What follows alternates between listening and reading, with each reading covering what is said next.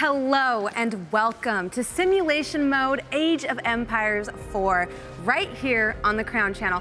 I'm Jasmine, ThatBronzeGirl Bular, your host for today, and it is my honor and my pleasure to bring you in on this party because today we're playing Age of Empires 4, not on your computer though. We're playing in real life because that's what we do here on Simulation Mode.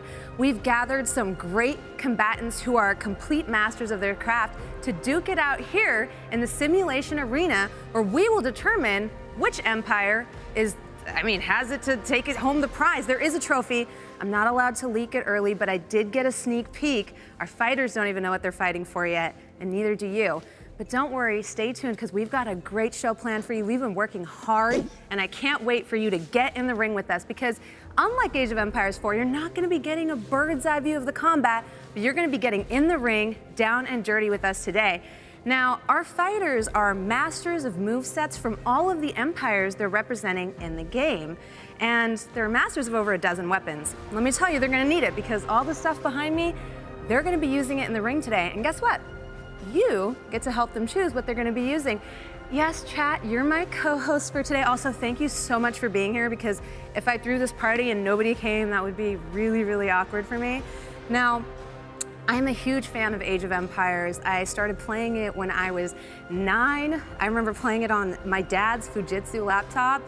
It was kind of an austere experience, but this is a really full circle moment for me. So I'm just so happy to be here and I'm so happy to take you on this adventure with me. Age of Empires 4 has 8 different empires you can choose from. The graphics are amazing. The battles are stunning. I was able to talk with the devs before I came here today. And speaking with them, the first thing that struck me was how much care and attention they've paid to trying to accurately depict these moments from history. Not just the battles, not just the weapons, not just the armor, but cultural things too. Things like language. What language would have been spoken in certain regions at which period of time. And it shows. I mean, playing the Delhi Sultanate in the game has been really cool.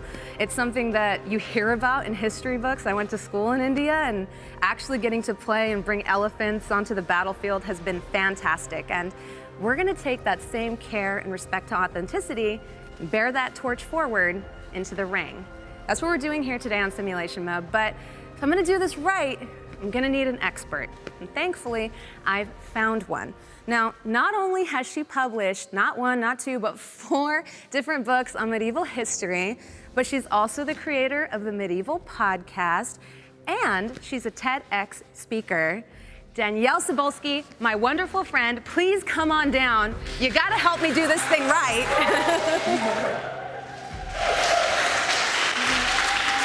I'm so happy to have you here. Nerds meeting nerds, nerds helping nerds. It's always the greatest. I know. For our wonderful chat, why don't you break down who you are and what you do?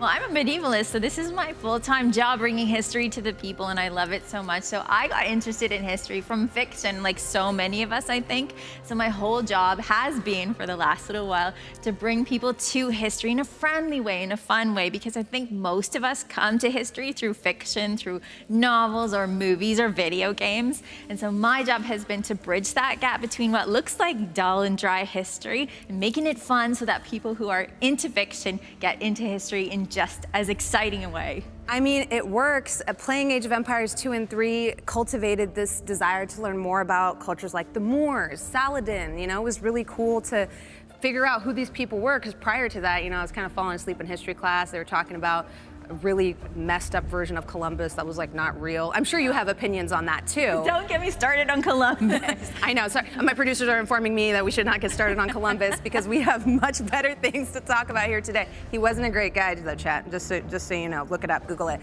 But that's why we need people like Danièle to kind of bring us into the game. Bridging pop culture and history is your specialty. It is, yeah, and so that's why I'm so excited to be here. I mean, there are so many people who have been brought to history through Age of Empires, and to see it do a Middle Ages is just so exciting to me. And we not only have the European fighting style that we see like so often in video games, but Age of Empires 4 is giving us a much bigger. Woo!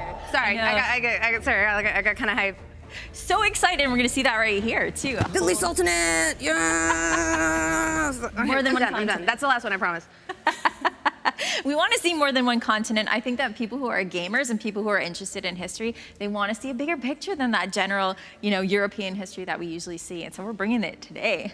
And you know what, chat? You can get a chance to win a copy of Age of Empires for yourself. Now, I got it through Xbox Game Pass, but we're doing tons of giveaways in the channel, so make sure you are tuned in. Join us at twitch.tv/crown. We're gonna have a bunch of different commands you can use, and if you can accurately foretell which empire is going to win, you'll be entered into a giveaway to win a code of the game for yourself so you can get in on the action. It's awesome. It's absolutely amazing. I feel like we should duel sometime. I've been playing the game on hard mode, because I do this thing on my stream where I play games on hard because I have to flex and...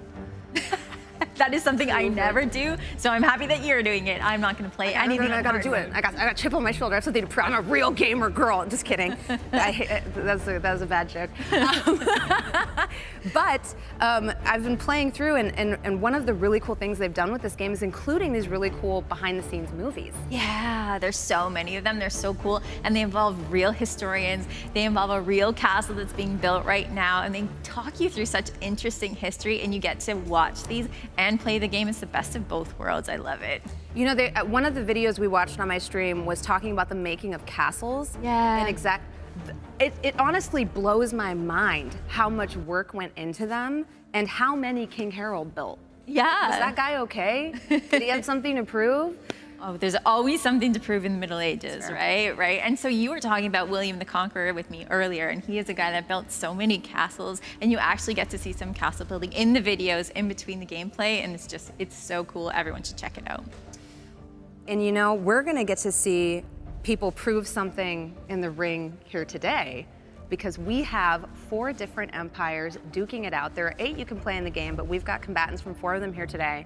And first up, we have a different William Marshall, representing the English Empire. Now we have Jay Puerta bringing this wonderful character to life. Danielle, what can you tell us about William Marshall? Well, William Marshall is a perfect person to have in the ring today, because even in his own time, he was thought of as the greatest knight there ever was. People still today think of him as the greatest knight there ever was. So when it comes to that classic English style of fighting, William Marshall is your guy. He served under 4 kings. He lived to over 70 years old, which tells you what kind of a combatant he was. He was an amazing knight in his own right, and so it's going to be so cool to see Jay here in the ring being William Marshall.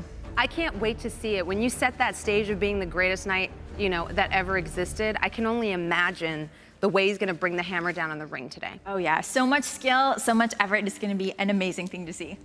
But our next contender is just as formidable. Representing the French Empire, we have Kelsey Gentry portraying Jeanne d'Arc. Now, the only thing I know about Joan of Arc is from that Mila Jovovich movie from back in the day. Is it true that she was just a peasant that one day was like, screw this, I'm gonna do it myself, like Thanos? Yeah, pretty much. I don't know if she would call herself Thanos, but she was pretty powerful girl. I mean, I'd call her Thanos. Thanos is a pretty cool dude. Sorry, comic book nerd jumping out. Continue, Danielle. So Joan was absolutely, she's a peasant girl from the countryside, and she's a teenager, started to have these voices in her head. They were the voices of angels, and those angels told her job was to lead the French army to kick the English out of France. They were occupying France at that time. Hear, hear, sister. During the 100 Years' War. So Jeanne d'Arc, or Joan of Arc, she actually won a whole lot of battles for France. She was eventually caught by the Burgundians and handed over to the English, who burned her at the stake as a heretic. So it's so great to have Jeanne d'Arc back here in the ring. She's got a lot to prove, and I can't wait to see her. I hope Kelsey gets heretic as heck up in here. Personally, I almost cursed. I'm so sorry. It's okay. I'm just really excited. When you start talking about kicking the English out of anywhere, this girl gets on board. Oh, she does. She's amazing. And Kelsey is she's gonna kill it out here. Now, we just don't have European representation. Of course, we've got people from out east as well portraying the Ruse Empire. We have Jake Schultz, who's going to be bringing to life a Ruse man-at-arms. Now, this is one of the staple units for your army in the game. I think you unlock them in like the feudal era. They're super useful to have. What can we expect a combatant like Jake with the man-at-arm sort of setup to bring into the ring? What is so cool about having the Ruse here is that they have a style that's unlike anyone else's. So their ancestry comes from Scandinavia, from Viking ancestors. And so they have learned how to fight in a Western style. And they've also learned how to fight in an Eastern style because one of their major enemies over the Middle Ages was the Mongol Empire. So when we have a Ruse fighter, we have somebody who can use Western style arms and someone who can use Eastern style arms. So this is something that you rarely ever see. So it's great to see Jake here representing the Ruse. And you know what? Jake's gonna need it because his opponent is from the East. Our last combatant will be presenting the Chinese Empire. We have Helena Harlow bringing to life an elite palace guard. That's right, and you can see it's so beautiful, and that's one of the things that you can see in the game too. What the Chinese bring is style as well as fierceness, and we see that in the form of Helena here. And so what's so cool about the Chinese is they have such a long history, and all of their arms are very exciting to see being used. And again, what's interesting is because they also fought the Mongols, we can see some similarities. I feel like the Mongols fought a lot of people. They sure did. Yeah, Genghis Khan was kind of always, maybe we should call him Thanos. Yeah, I think he would get on board with that in a heartbeat. He was probably like, that guy had a lot of good ideas. Yeah, I think Genghis would be totally on board with that. But so the Chinese have also learned from fighting Mongol cavalry. So we'll see similar weapons to the type that we'll see from the Ruse as well. So it's so awesome to see these two combatants fight it out here. I'm so excited to see them go blow for blow in the ring. Our first matchup is going to be between the English Empire and the French Empire. Do you have a favorite here? Yeah, I mean, I have been a fan of Jeanne d'Arc since I was a kid, so I am totally going to cheer for her. I hope that she has a lot to prove here, and I hope she proves it against William Marshall. As much as I like Marshall, I'm going to go for Jeanne d'Arc. You know, you'll never hear me say this again as an Indian woman, but I'm actually going for the English Empire here. Go English Empire! Like, I feel like Jay's stature, I got to see him backstage and the sheer, like, sort of force he's bringing into the ring. Like, I can't wait for y'all to meet him, chat. He's fierce. He's fierce, and I feel like he might have, I think he has what it takes to go to round 3. I mean, he has what it takes, but I mean, Jean has the fire, and Kelsey has the fire, so it's gonna be a tough fight. Yeah, Kelsey is a fierce warrior. We're gonna meet them a little bit later on, but I mean, if we're gonna do this right, we already have the expert, we got the hostess with the mostest. Clearly, we need a referee. Well, we need a referee. Yeah, we need a referee. I mean, like, we're always, as soon as we got here, we were just like flinging these around right before the cameras rolled. And we were told somebody has to come in and arbitrate. But unlike us, we have an actual combat expert to come in to serve as our master of arms. He's absolutely dripping with enthusiasm. Come on down, Brian. Hey, Brian. Hey. How's it going? It's going well. Thank you so much for being our referee today. My pleasure. I've been a fan of the Age of Empires my entire life. It was the first game came out the year I was born. The only reason I passed middle school history is playing Age of Empires 2. So I feel like that's like a common thread here. It's really Very much. so true. I love it. So how are you going to be scoring this? Like, Danielle was explaining to me that in a real fight, you know who wins because... Because, yeah, the other guy's dead. very cut and dry. That's not gonna happen. This guy! But we're obviously not gonna do that here today. So what system are we using to ensure a fair fight? Is it no holds barred? Is it... Not quite. We are going to adapt the rule sets that they're actually using around the world in different armored combat sports leagues, which include a lot of things, including no thrusting attacks. You know, we want to make sure that we're not getting anything that's going to catch, slide up under any of our plates of armor, not going to damage our face, anything like that. We're going to avoid hits to the back, so anything from this side forward is fair game. Also, our target area is from the top of the head to about mid-thigh, then elbow, on up. Anything in there is going to count as a clean hit and will get you 1 point. At the end of our rounds of combat, whoever has the most points will be considered the winner. Fantastic. Now, what happens if someone falls over or gets disarmed? Is that like where you go in for the killing blow, the bronze special, or?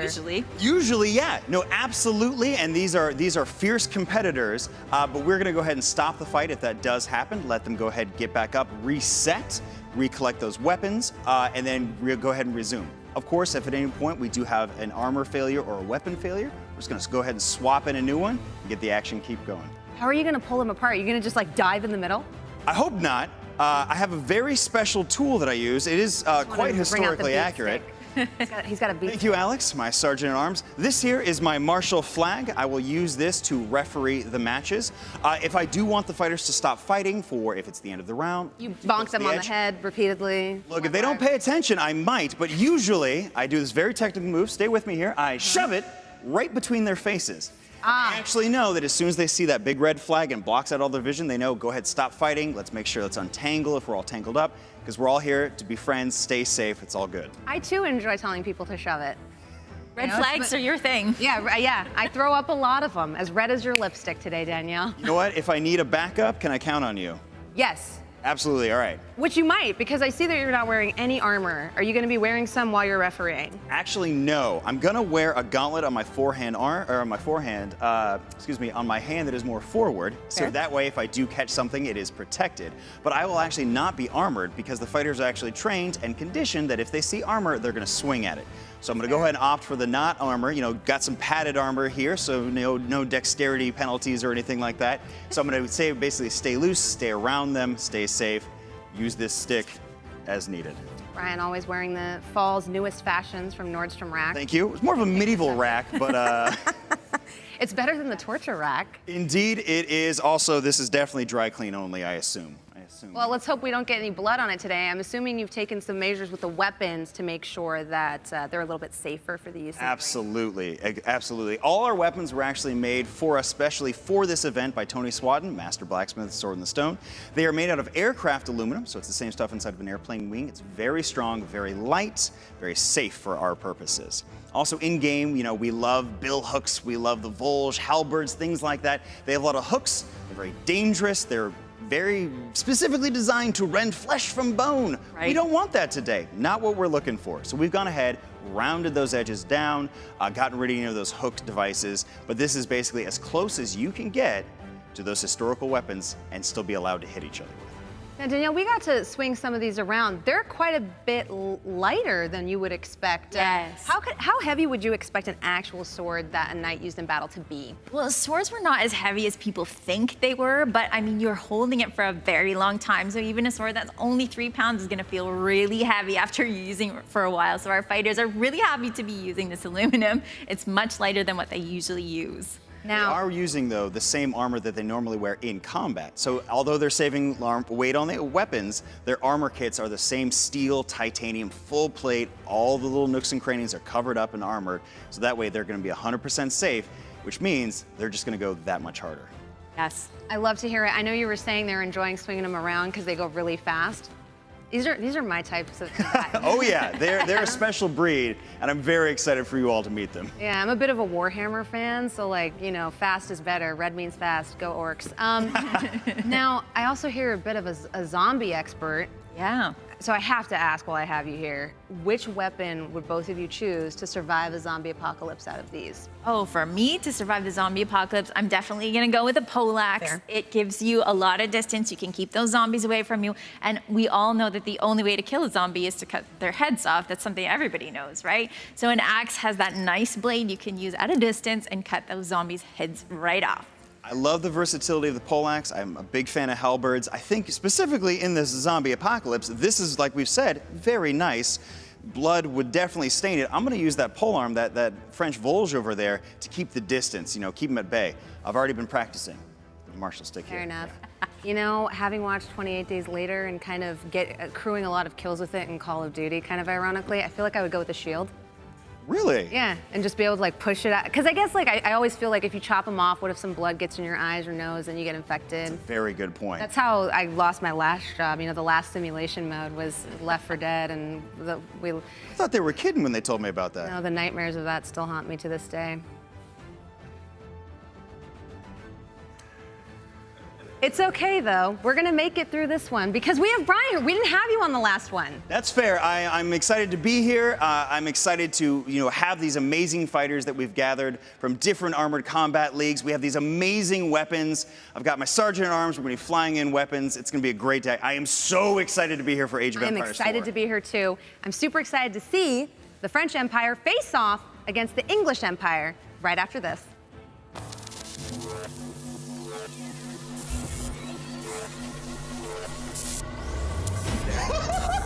It's school time! Every see us. Let the clicking begin. I've been coming up hot for a minute. Everybody learn to drop. I am your host, T-Pain. That was fantastic. How would it get better than this? Is so chewy. Y'all eat crickets and all kind of wild stuff. Pass me a towel. Everybody know. This is outstanding. It's thrilling. Let's go! That's what we do. Oh, I don't have a gun. Bro, I'm running on Mike Tyson on these zombies. This is the first time this has ever been done. And get this, no calories.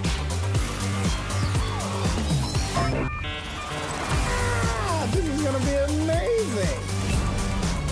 5 teams will compete over the next 3 days to determine who is the greatest player in the known universe. This season, it'll be even higher stakes with 4 competitors battling it out for this $50,000 top prize. This is a show that highlights some spectacular content here on Twitch. Ultimately, you are going to help decide the winners of this year's Crown Cup. WW Fest is about to begin. Are you ready? Oh, that sounds good.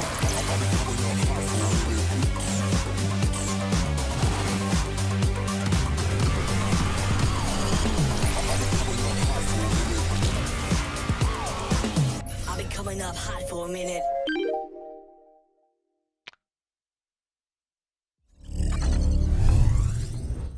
Welcome back to Simulation Mode, Age of Empires 4, right here on the Crown Channel. We gave you an overview of which iconic characters we're going to be seeing battle in the arena today. Danièle, thank you so much for giving us some historical context for who these figures were. Are you excited to meet them? Oh, totally. This is my jam. I'm so excited to meet them. I have to say, we've chatted with these people backstage. They're so nice. They're really great athletes, tons of great sportsmanship, but when you see them fully armored up, you're gonna lose your mind. It's so insane. I know, you wouldn't think people this nice could be this fierce, but wait until you see them in action. Now, our first contender is representing the English Empire. It is my honor to welcome to the arena Jay, who's going to be bringing to life William Marshall.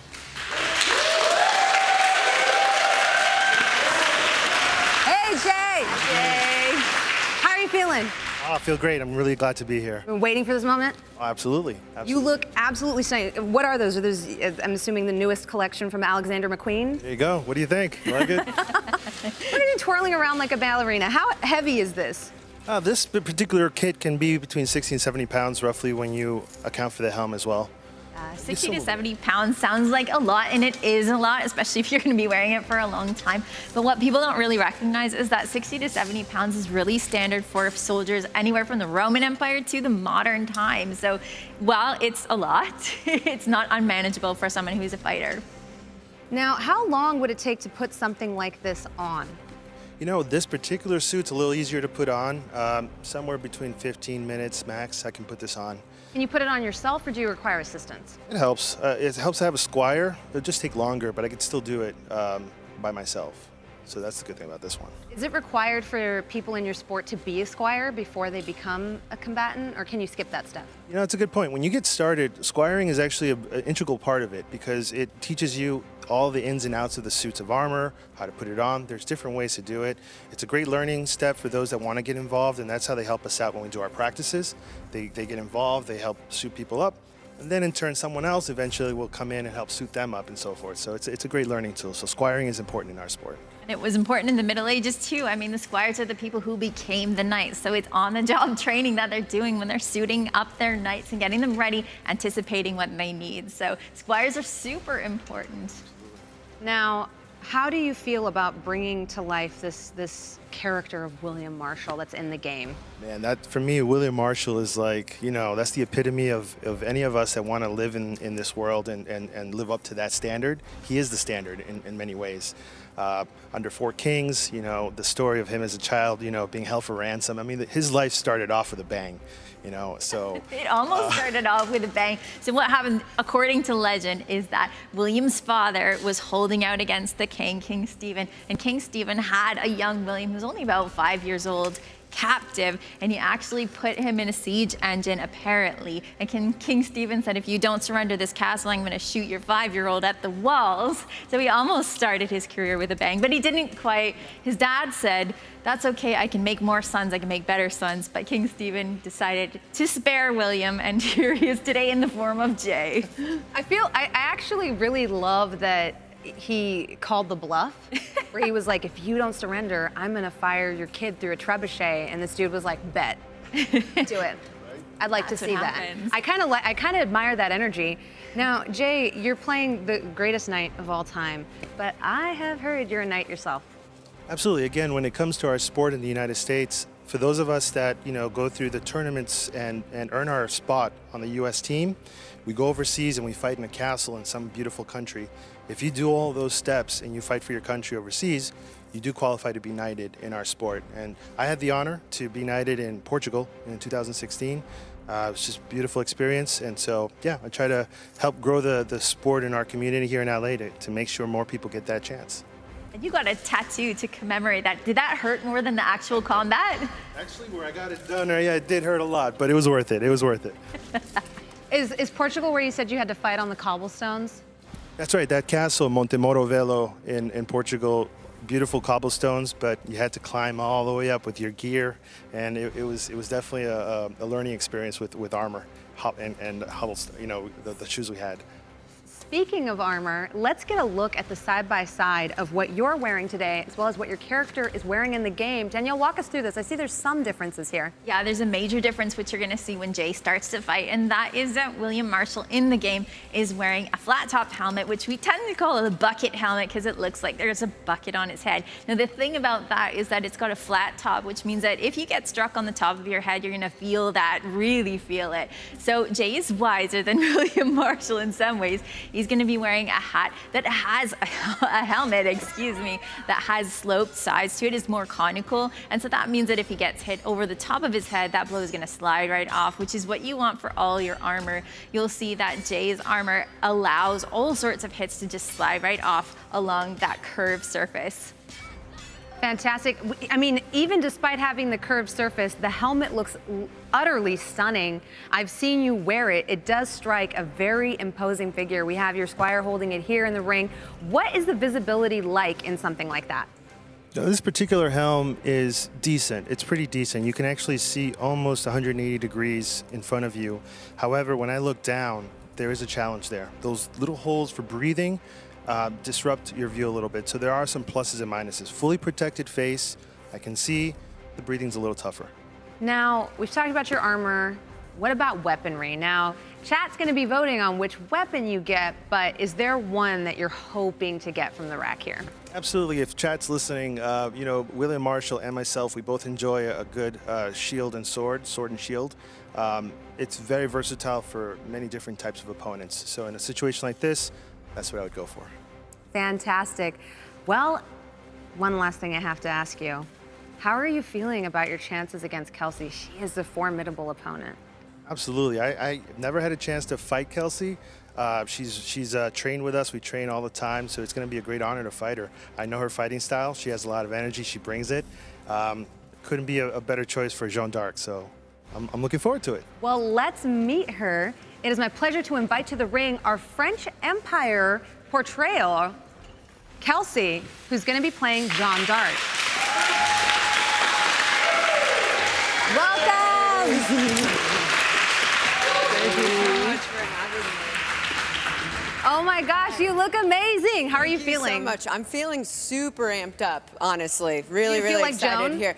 Oh yeah, like she brings next level energy, total powerhouse, and a lot of people in the community know that I tend to be like that too. So I'm coming for you, man. Now, I know, Danièle, you were telling me the fleur-de-lis was a pretty iconic part of Joan's costume. Walk me through that.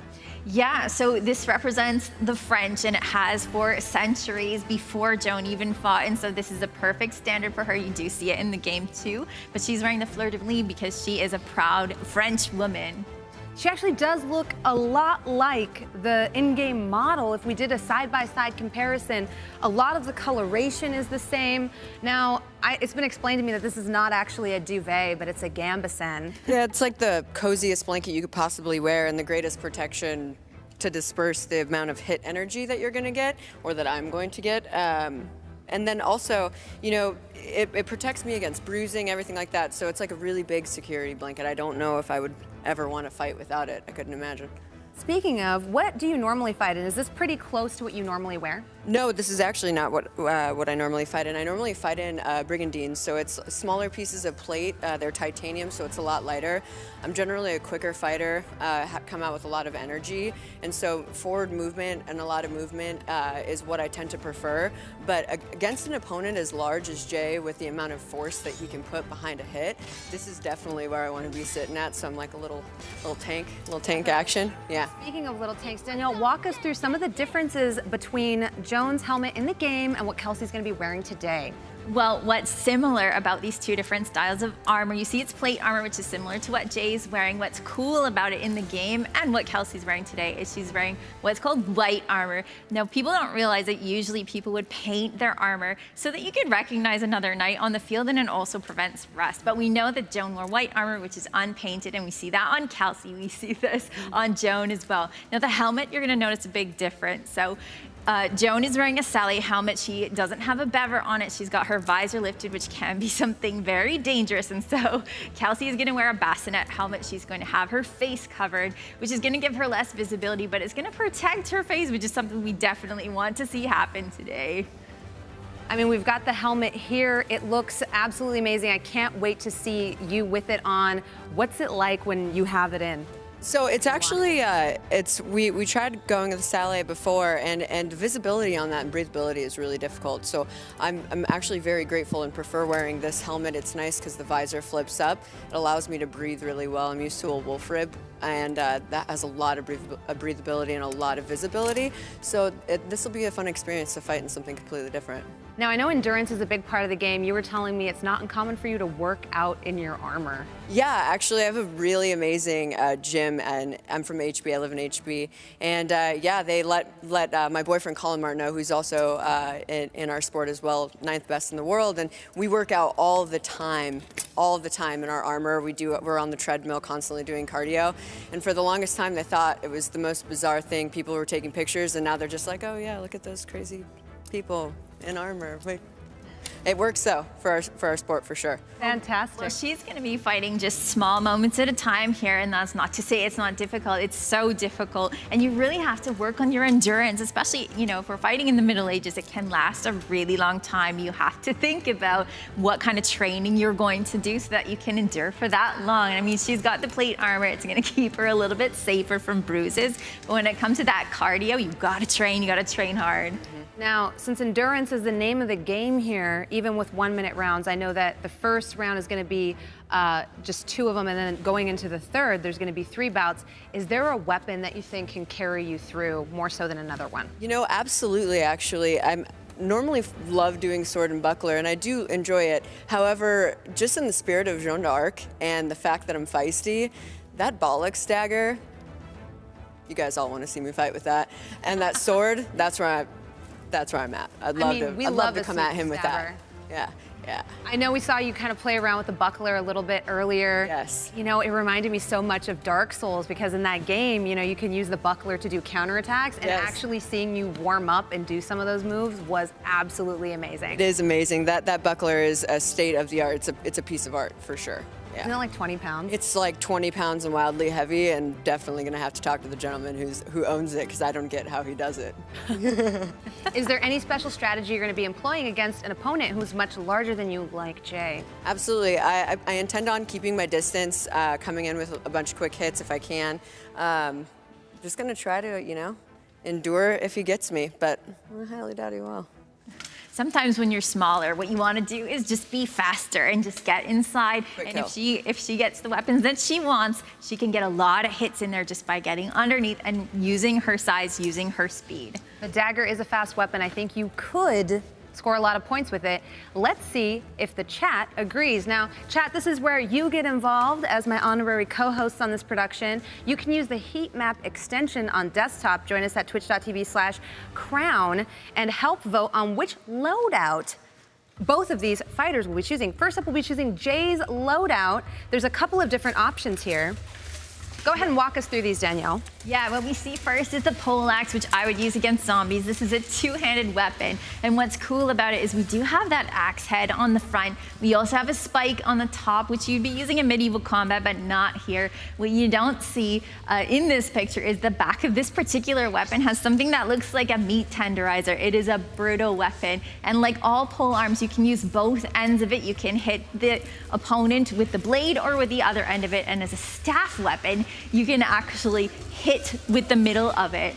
Then we have the Templar sword, which is a hand-and-a-half sword or a bastard sword, and that is because you can use it in two different ways, with two hands or with one hand. You also have the Kite Shield. The Kite Shield is something that is shaped in this way because it was used by people on horseback, and it gives you a lot of coverage on your legs, which is something you need. William Marshall was a knight, so this would be something he'd need to cover his legs with. And then the third option is the militia hand axe. So most knights would have a secondary weapon, usually on the belt, in case they lost their major weapon or they needed to use their other hand. So the militia hand axe is his other option. You know, chat, we love to see you that excited. I was just seeing the whole screen color up, but it's very clear who the winner is. Our master at arms is gonna fly in that hand-and-a-half sword with the Kite Shield. Well, it looks like our very own William Marshall is outfitted in the weapon of choice. Are you feeling pretty good? Good. Feeling good. But we cannot leave our French Empire fighter unarmed. So once again, chat, we're gonna ask you to take a look at these three loadouts and choose which one you would like to see Kelsey use in the ring. Now, we know which one she prefers, but walk us through all these options, Danielle. So the first option is also two-handed. It gives a lot of distance, like Brian was talking about. It's the Volge pole arm, and it's got a nice blade. It's only got the blade on the front and sometimes a spike on the top. Now, she can use the other end, especially if she wants to hit her opponent with that. With all pole arms, that's a possibility she can use. Then we have the arming sword and buckler. So we were talking about this a little bit. An arming sword is a good weapon to have. It's a bit smaller than a two-handed weapon. It's got two edges on it, so she could use either one. And the buckler, this particular buckler is pretty heavy, but as you were talking about earlier, a buckler is an offensive weapon as well as a defensive one, so she can actually hit her opponent really hard with this metal buckler, which is something to see, let me tell you. The other option, which is Kelsey's preferred one, is the arming sword plus the Bollock dagger. It's called the Bollock dagger for an obvious reason if you see it pretty close up. So this is a good option too because it gives her a lot of speed. She can do a lot of damage with the arming sword in one hand and the Bollock dagger in the other hand. I'm not at all surprised that Twitch chat chose the Bollock dagger. It's fierce, it's fierce. I know, we're very mature in here. But you know what? I think we're gonna see Kelsey deal some damage with that Bollock dagger. Go ahead and bring it out, our wonderful master of arms.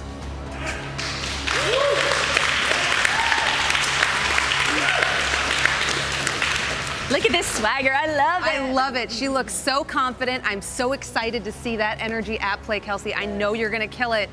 I'm still siding with Jay here a little bit. You're my dude. I got a side pool going with Danielle, so no. Better be the greatest knight of all time, but I feel like you're gonna kill it too. I'm so excited to see these two go head to head, and that's what we're gonna do. We're gonna see the English Empire versus the French right after this.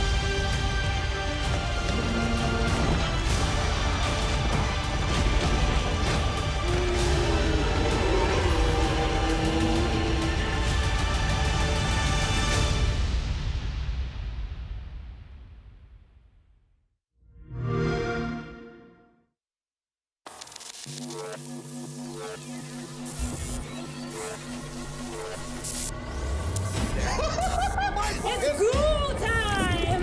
Every subscriber to my channel. Ow! That's crazy! Oh, let the clicking begin! I've been coming up hot for a minute. Everybody let it rock. I am your host, T-Pain. That was fantastic. How would it get better than this? So good. Y'all eat crickets and all kind of wild stuff. Pass me a towel. Everybody know. This is outstanding. It's thrilling. Let's go! That's what we do. Oh, I don't have a gun. Bro, I'm running on Mike Tyson on these zombies. Hey, this is the first time this has ever been done. And get this, no calories.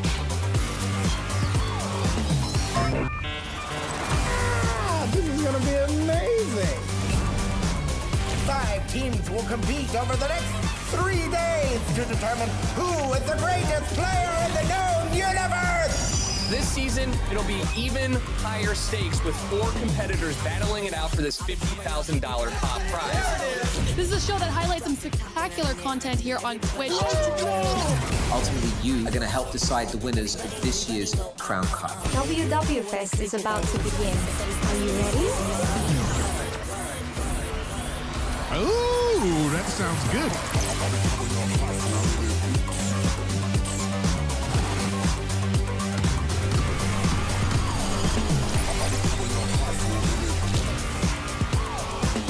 I've been coming up hot for a minute.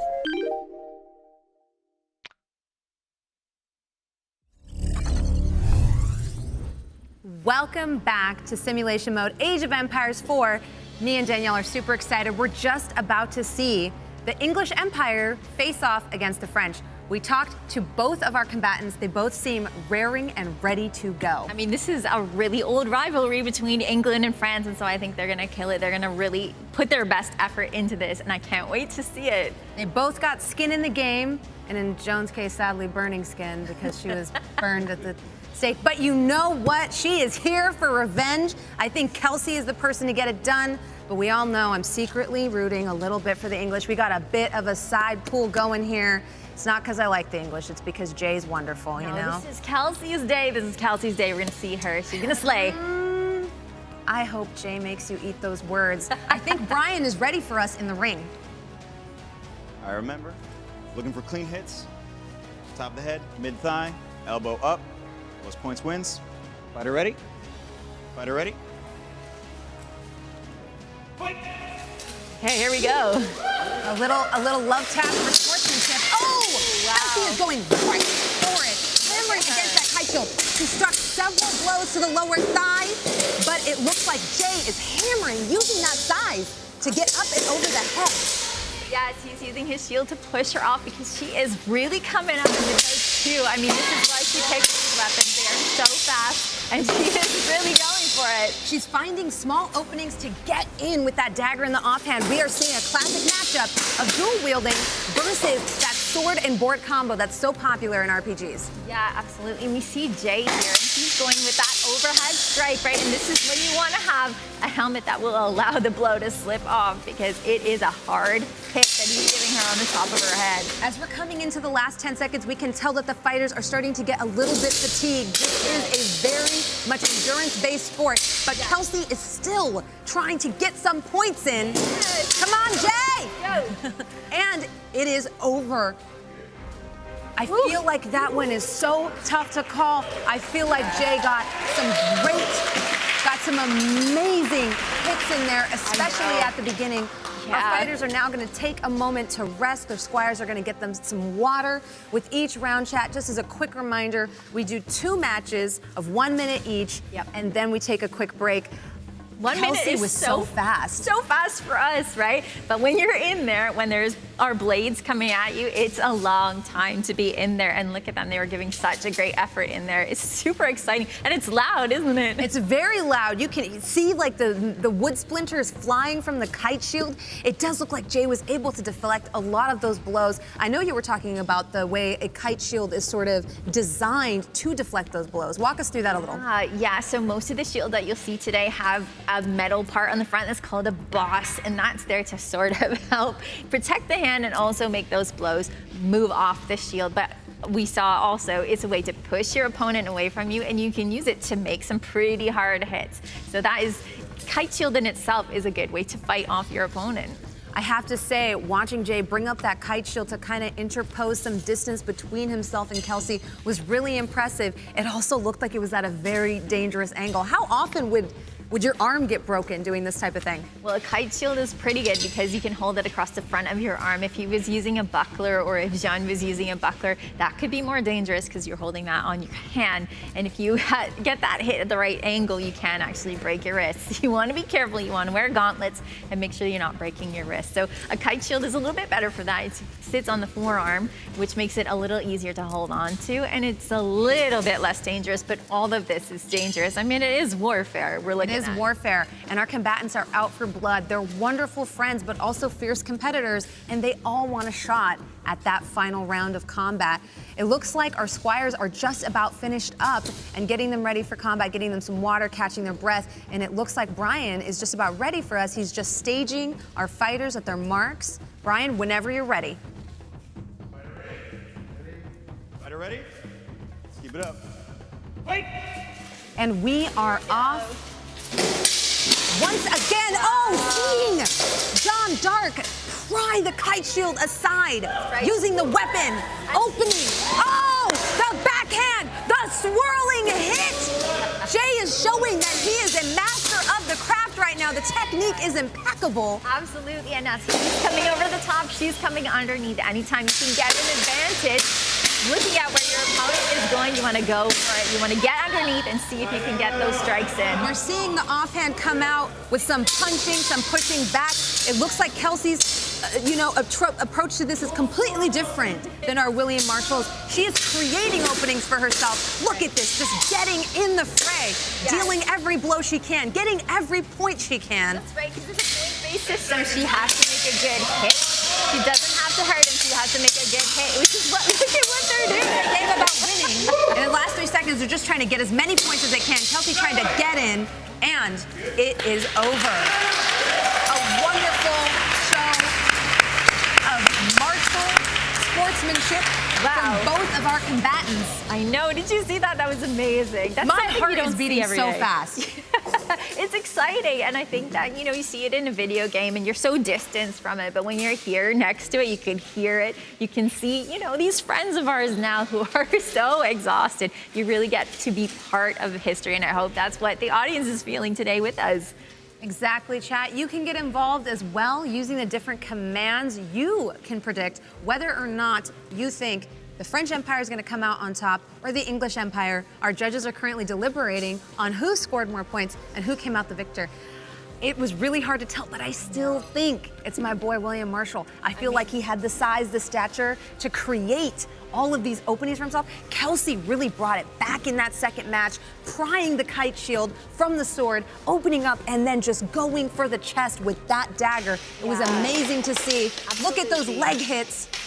Every individual fighter has to go with what their body is good at. And I mean, Jay is so big and he can get this height on his clothes. He can do it right over top. And so to counter that, you need to get underneath. You need to get as many strikes in as you can. That was a beautiful twirl he did there, which shows how well you can move in armor. He's so elegant. I know, I right? wasn't expecting him. I feel like, does he get bonus points for that? I feel like he should get bonus points for that beautiful. I don't think any of it, I gasped. But we do have the winner. Brian, take it away. Who came out on top in this battle? It was an excellent fight. It was really close. I love the sportsmanship. I love the moves. Nice spin move, by the way. It's a close match, but the winner of match 1 is England.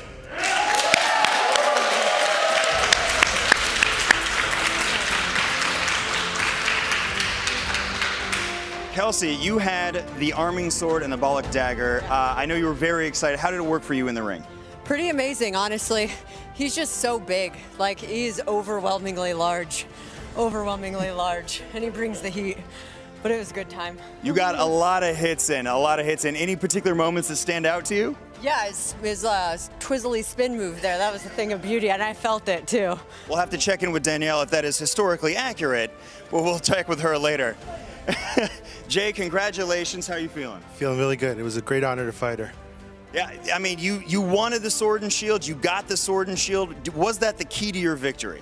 Absolutely. I mean, she was swinging with both weapons, so it allowed me to block a lot while still trying to keep her at bay. I'm just glad she didn't use the dagger the way she was supposed to, so I'm happy about that. I saw a couple shield bashes in there, too. Were those timed or were those reactionary? Yeah, you got to try to do both. Time it just right. If you have enough space, it creates just proper impact. So it worked out. Are you excited to match either the Ruse or China in the final? There's no good option there, so I'm just gonna have to fight. Love to hear that. We're excited to fight here. Back to you, Danièle and Jasmine. I think I'm gonna go with Twizzly spin move for Evermore. That was I love beautiful. it. You're my boy, Jay! Yes! Jay. It wasn't Jones' day today, but I mean, to lose to William Marshall, that is no dishonor at all. He was amazing, and he did a great job today. It was kind of my day, though, because I did bet on the right fighter. Let's take a look at that bracket. It looks like the English Empire will be proceeding to round 3 against one of the 2 victors from round 2, which is the Chinese Empire and the Ruse Empire. Now, I don't know who's gonna come out ahead in this next sort of bout of combat. We've got 2 formidable warriors. It sounds like Jay doesn't know which one he wants to fight more either. I mean, Jay's got his work cut out for him no matter who wins the next bout, so it's gonna be an amazing fight to see. I can't wait for us to get into it. When we come back, chat, we're gonna be meeting the combatants from the Ruse Empire and the Chinese Empire right after this.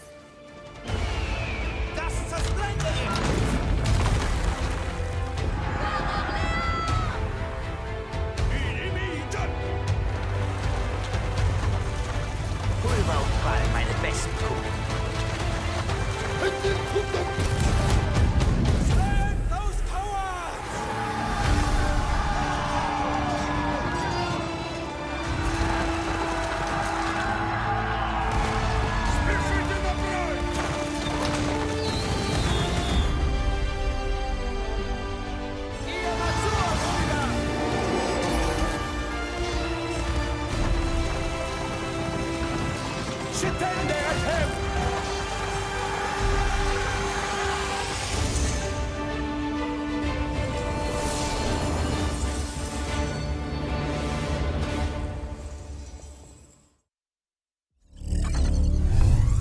Welcome back to Simulation Mode, Age of Empires 4. I am Jasmine Bular, your host today. This is Danièle Cybulskie, my Sherpa through the world of medieval lore. How do you feel about that last match? Oh man, that was awesome. That is something you don't see every day. It's so cool to see England and France bite it out here. Not bite it out. Oh my gosh, that would be a totally different sport. I don't think that's a legal move. We'll have to double check with Brian. I mean, that's why they wear the visors, right? They're so fierce. Any advantage you can get in battle. Yeah, absolutely. I mean, that's the thing. We are fighting so safely here, but when you're actually fighting for your life, everything goes, including biting, which is just a nasty way to go, I think. I personally feel like our Kelsey really just played it classy with the dagger, because I would have been making all kinds of illegal moves with that, I'm not gonna lie. I mean, that's what you're supposed to do. Versus a big guy like Jay, you gotta do whatever you can, you know? Go for the weak joints, but like Brian said, that's not allowed. I know. I'm sure she would have gone for it in real life, because that dagger is meant to slip between all those cracks in the armor, the neck, the groin, the eyes, all of these things. Unfortunately, she didn't subject poor Jay to that, and they had a good fight here.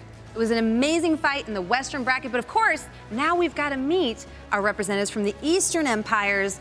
First of all, I mean, wait till you just see this armor. I know. Presenting the Ruse Empire, we have Jake Schultz, who's going to be portraying a man-at-arms. Come on down, Jake. Hey, Jake. You look absolutely amazing. How are you feeling today? Oh, thank you. I'm really excited to be here. I grew up playing Age of Empires 1 and 2 a lot, so very excited. What was your favorite faction? I mean, just growing up watching Braveheart and stuff, every time I played sports growing up, I just always imagined I was in one of the Braveheart battle scenes, so playing that campaign growing up was, that was my jam. I get it completely. So tell us a little bit more about your armor today. So all the armor I'm wearing is handmade, titanium, made in either Ukraine or Russia. So I'm really honored to represent the Ruse Empire today. So you're actually wearing your own armor? Yeah, so I'm really lucky today because I'm wearing all my own armor, and unlike the man-at-arms, I'm getting to wear, a little bit of plate, so I'm a lot more protected, and we've just added some elements to let me match the man-at-arms. Do you think that gives you like a competitive edge in battle since you're using a kit that's very familiar to you? Yeah, I'm very attuned to this kit, and I've kind of optimized it to be mobile and fast and lightweight, so. Amazing. Absolutely, you want every advantage you can have, and having armor that is made just for you is something that everyone wants in the Middle Ages, and today when you're fighting, it gives you a good fit. You don't have any of that chafing or soreness after having been fighting for just a long, long time. Now, I have to ask, was it a huge investment? Was this your first armor set, or did you start with something a little bit more economy budget, you know, great value?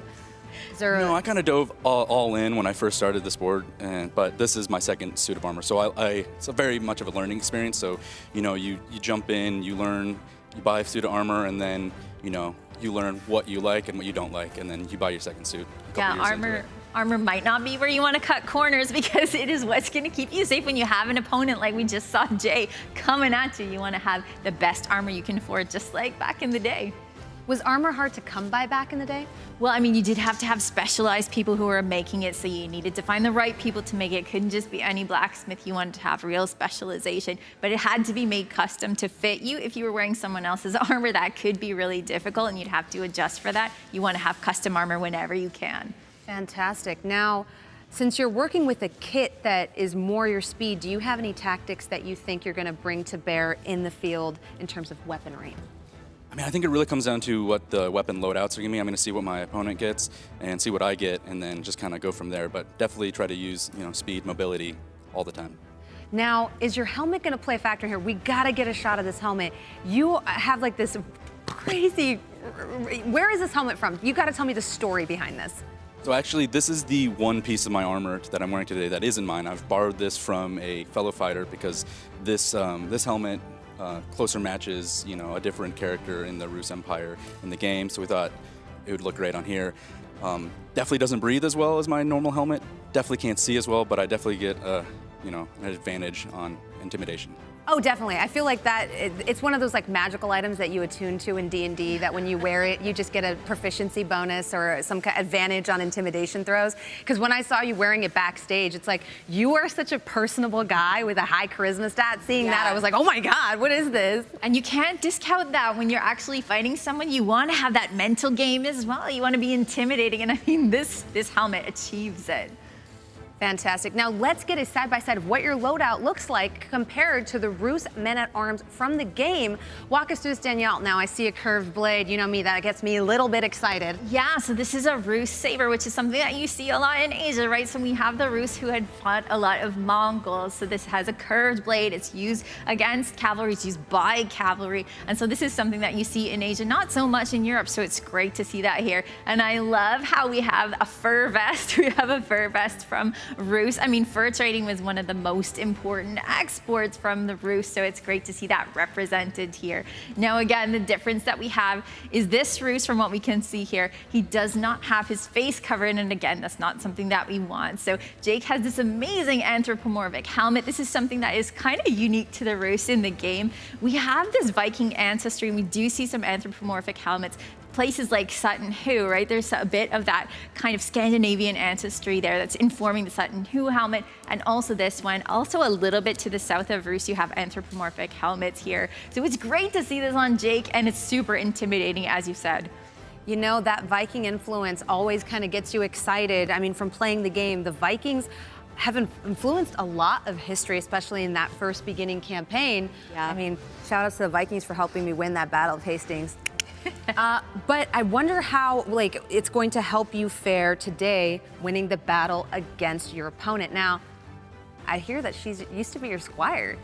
Yeah, we've been teammates for a number of years and have trained and stuff, and she's a great duelist, so it's going to be a tough match for sure. I mean, she might use some of your own tricks against you. Yeah, and she knows all of my tricks. Oh my gosh, this is gonna be like one of those Anakin moments, like, you have the higher ground. Look, we have drama on the show, we have action, we have history, we have everything. We have everything. We're bringing you high tier content. Now, is there a weapon that you want the chat to vote for that you're thinking, that you're hoping that they'll lean towards? I know you said you had to get a look at the whole loadout, but is there one on that rack that you're like, if that's an option, chat, go for it? I mean, the Ruse Saber is definitely catching my eye, although I normally do two-handed weapons, but that one just looks so cool. I think that's the one I'd ask for. That's fair. I would love to see the Saber in combat too. But first, we've got to meet your opponent. Representing the Chinese Empire, we have Helena, who's going to be showing us an elite Imperial Guard. Good to see you. Good to see you too. How are you? So good, so good. And it's great to see you, and you're going to be up against Jake. It's going to be epic. It's going to be awesome. So Helena Harlow, tell us a little bit about yourself. When you're not knighting, what are you doing? I'm in the Navy, I'm active duty, and I train a lot at an MMA gym down in San Diego. Beyond that, I also work with an organization that's helping resettle refugees in the San Diego County area. We work with Afghani families, we work with Syrian families, South American families, people coming in from anywhere in a refugee status that need help. That is so heartwarming. Yeah, absolutely. You can be a fighter and still have a big heart, obviously. And we see this with You're probably one of the coolest people I've ever met. You're like over here serving your country and helping refugees and also murdering people in the ring. Oh, you're making me blush. You're making me blush in that stunning armor. Let's get a side-by-side comparison and look at both of these.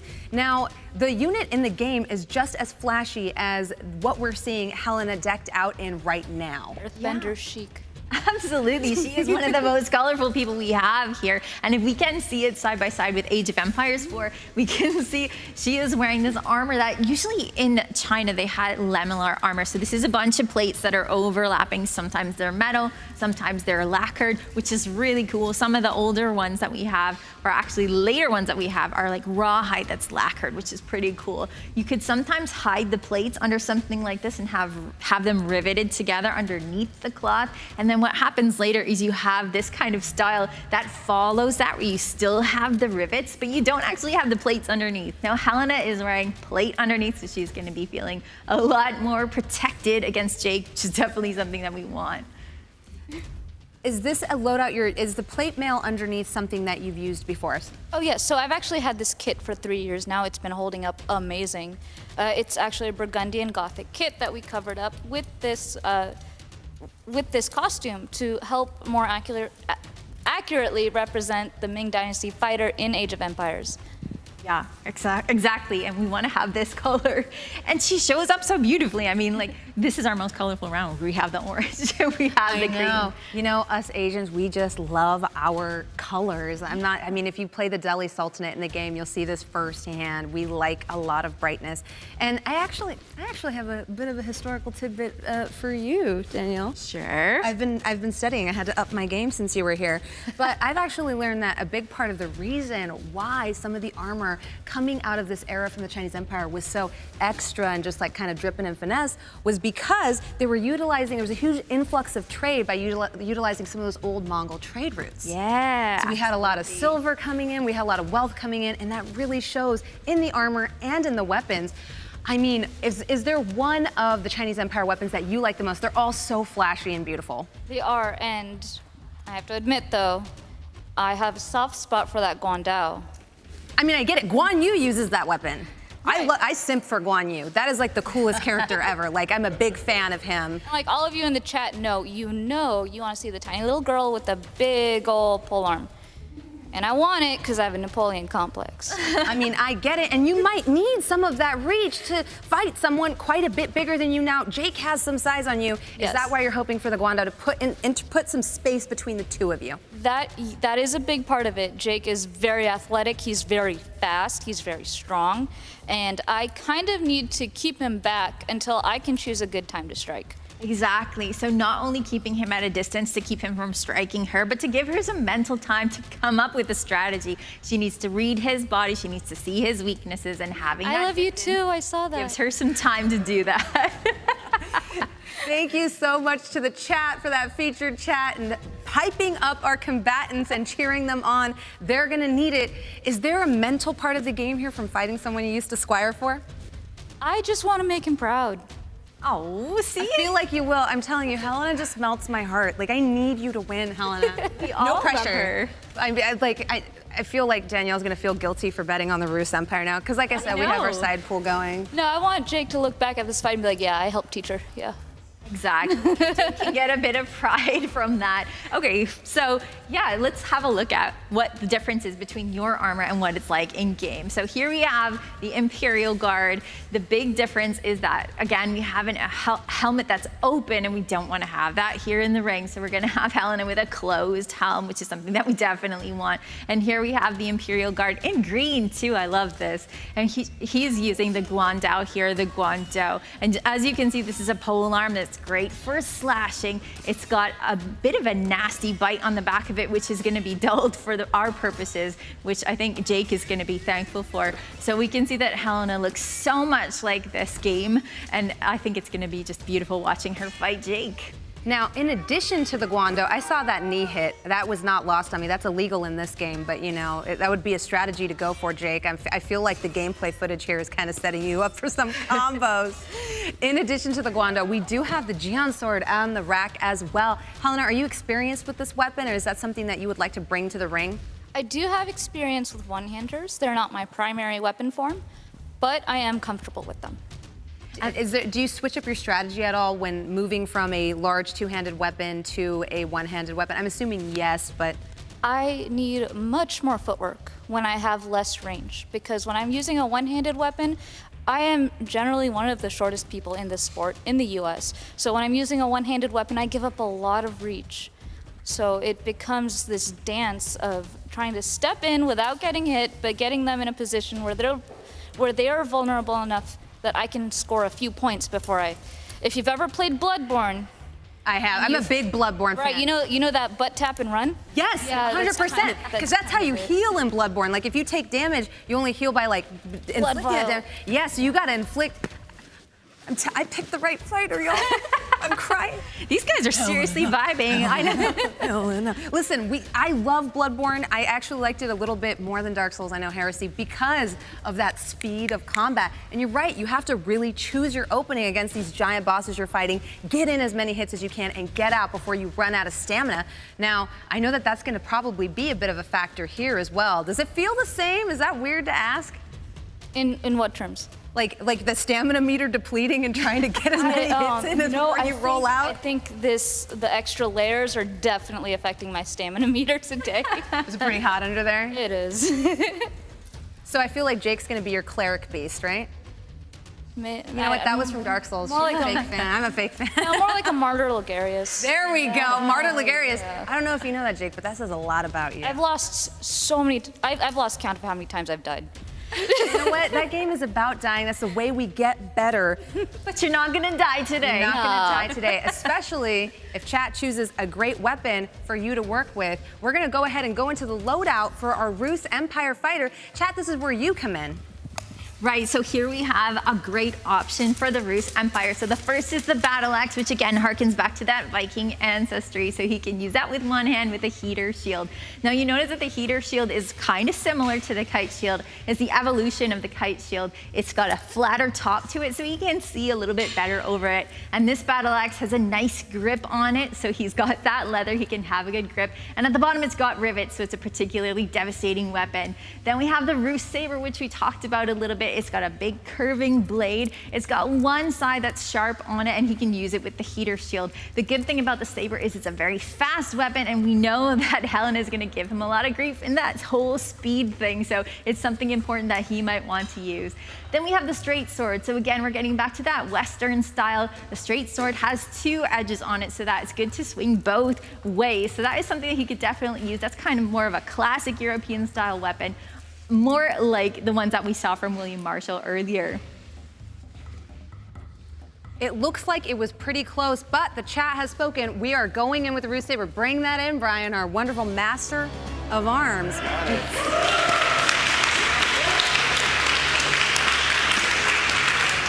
I gotta say, Jake, seeing you in full regalia, you really do strike an imposing figure. And did you notice that the paint job is exactly what we have in Age of Empires 4? I love that. It looks beautiful. You're gonna kill it. I love it. This is what we do here on simulation mode, as close as we can. While keeping the fighter safe, we're gonna try to recreate all of these iconic characters from the game, but we can't leave our wonderful Helena without a weapon. Once again, chat, we're gonna pull up 3 loadouts. You get to choose, using that heat map extension on desktop, which one you would like to see Helena use in the ring.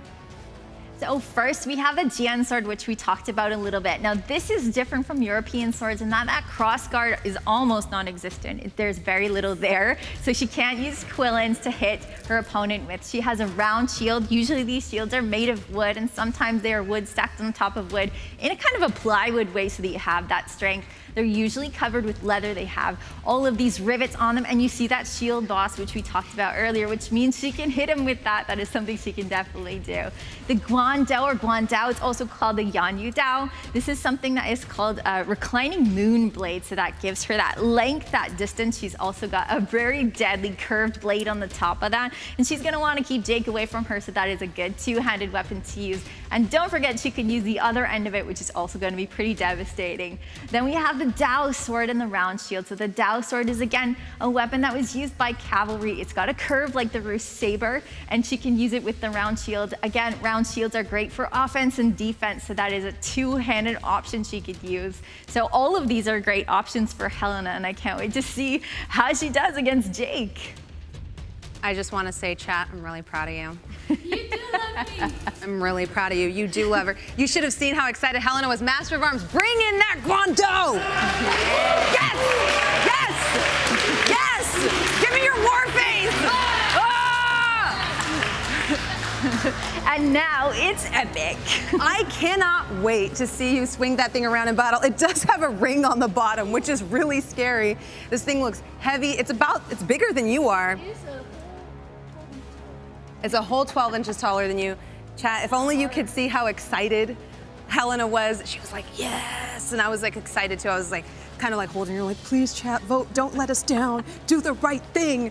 Thank you so much. By watching alone and supporting our fighters today, you're already doing the right thing. We are gonna see the showdown between Rus Empire and Chinese Empire right after this.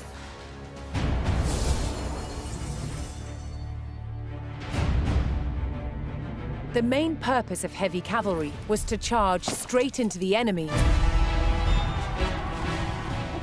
This is a typical sword of around 1400. Look at the size of this thing. It's a beast.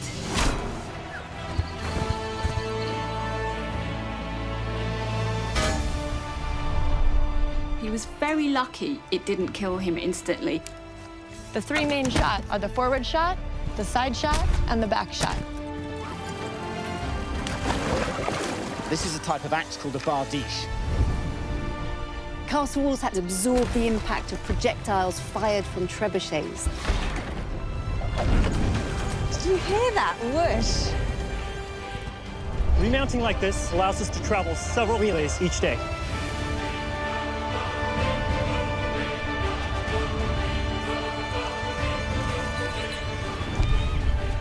Compared to a bow and arrow, this is far more deadly.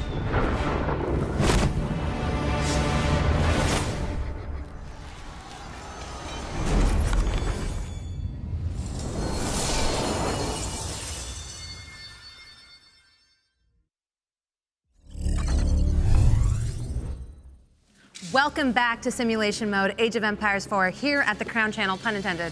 We've got a crown of our own here.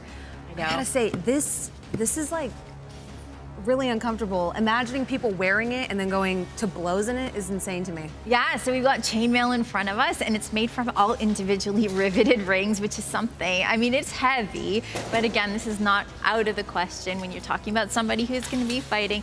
The thing is about chainmail, it can hang really heavily from your shoulders, which is why most people tended to use a belt to kind of hold that up and carry some of the weight on their hips, because it can be really heavy. None of our fighters are wearing complete chainmail today because it's a lot easier to break bones through chainmail. Chainmail is meant to keep you from getting slashed and getting cut open, and you can still break bones through it, which is why none of our fighters are just wearing this. You know, it's really pokey too. I'm really happy our girls are wrapped in those IKEA blankets to save them from. You mean gambesons, right? right? Yeah.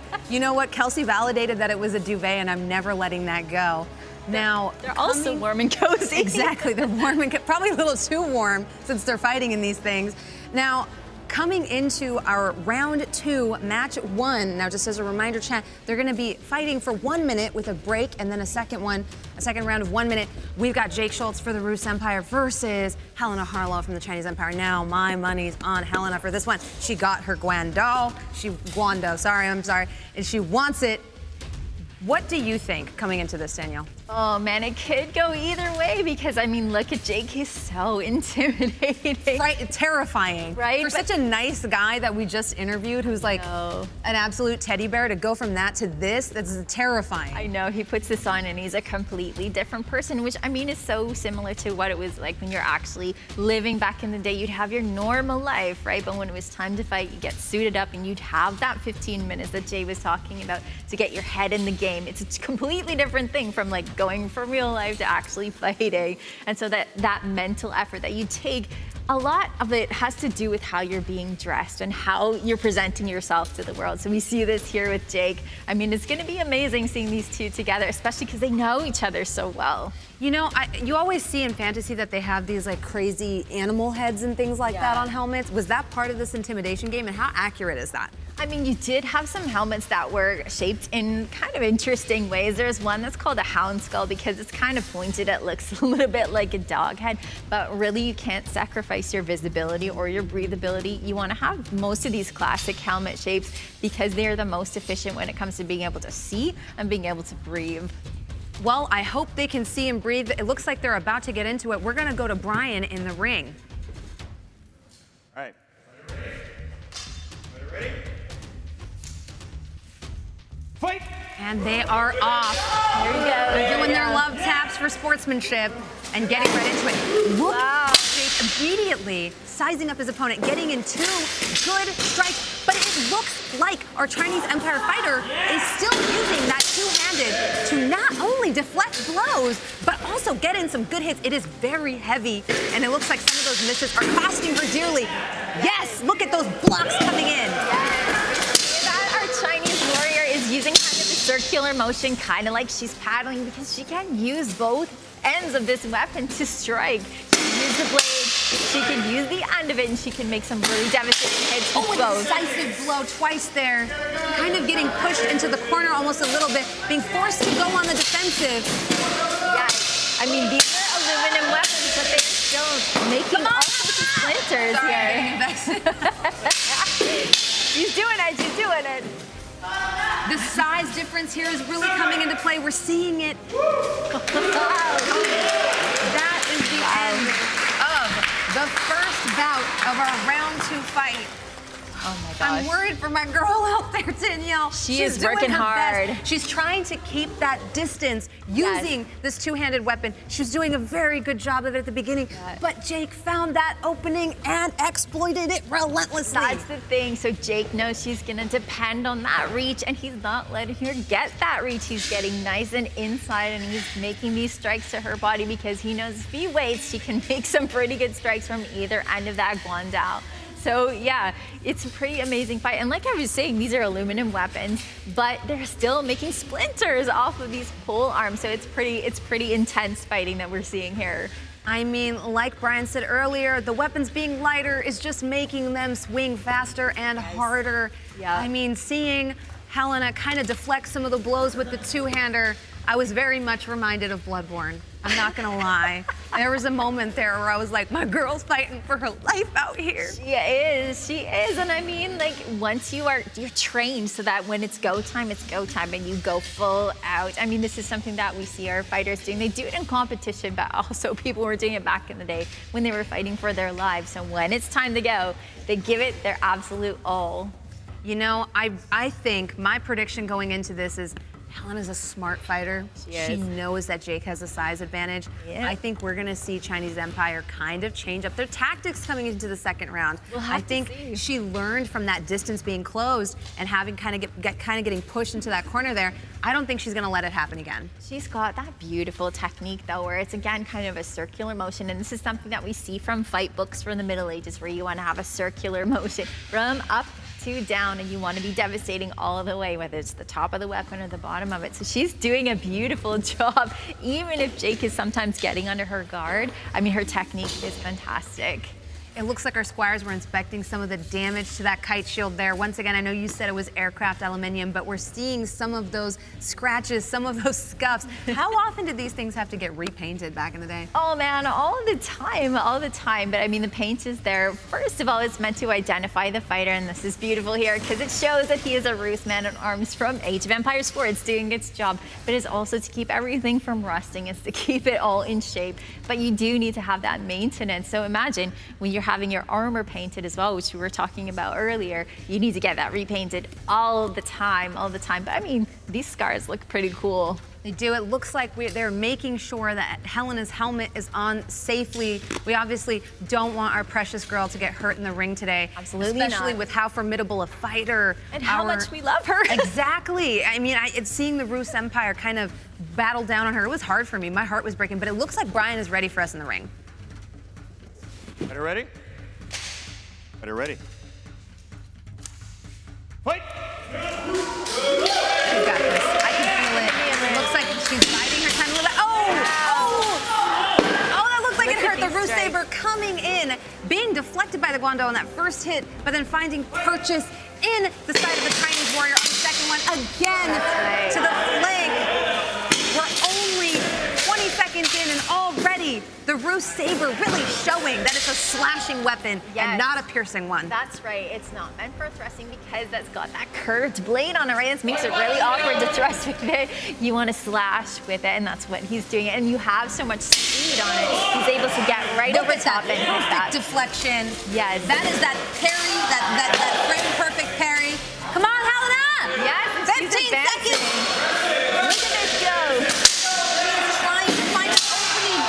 Ruse man-at-arms defense and is having difficulty doing so. Yes, just get it up in place. But my man Jake has got this. He is putting up a great fight. And Brian comes in to separate our fighters.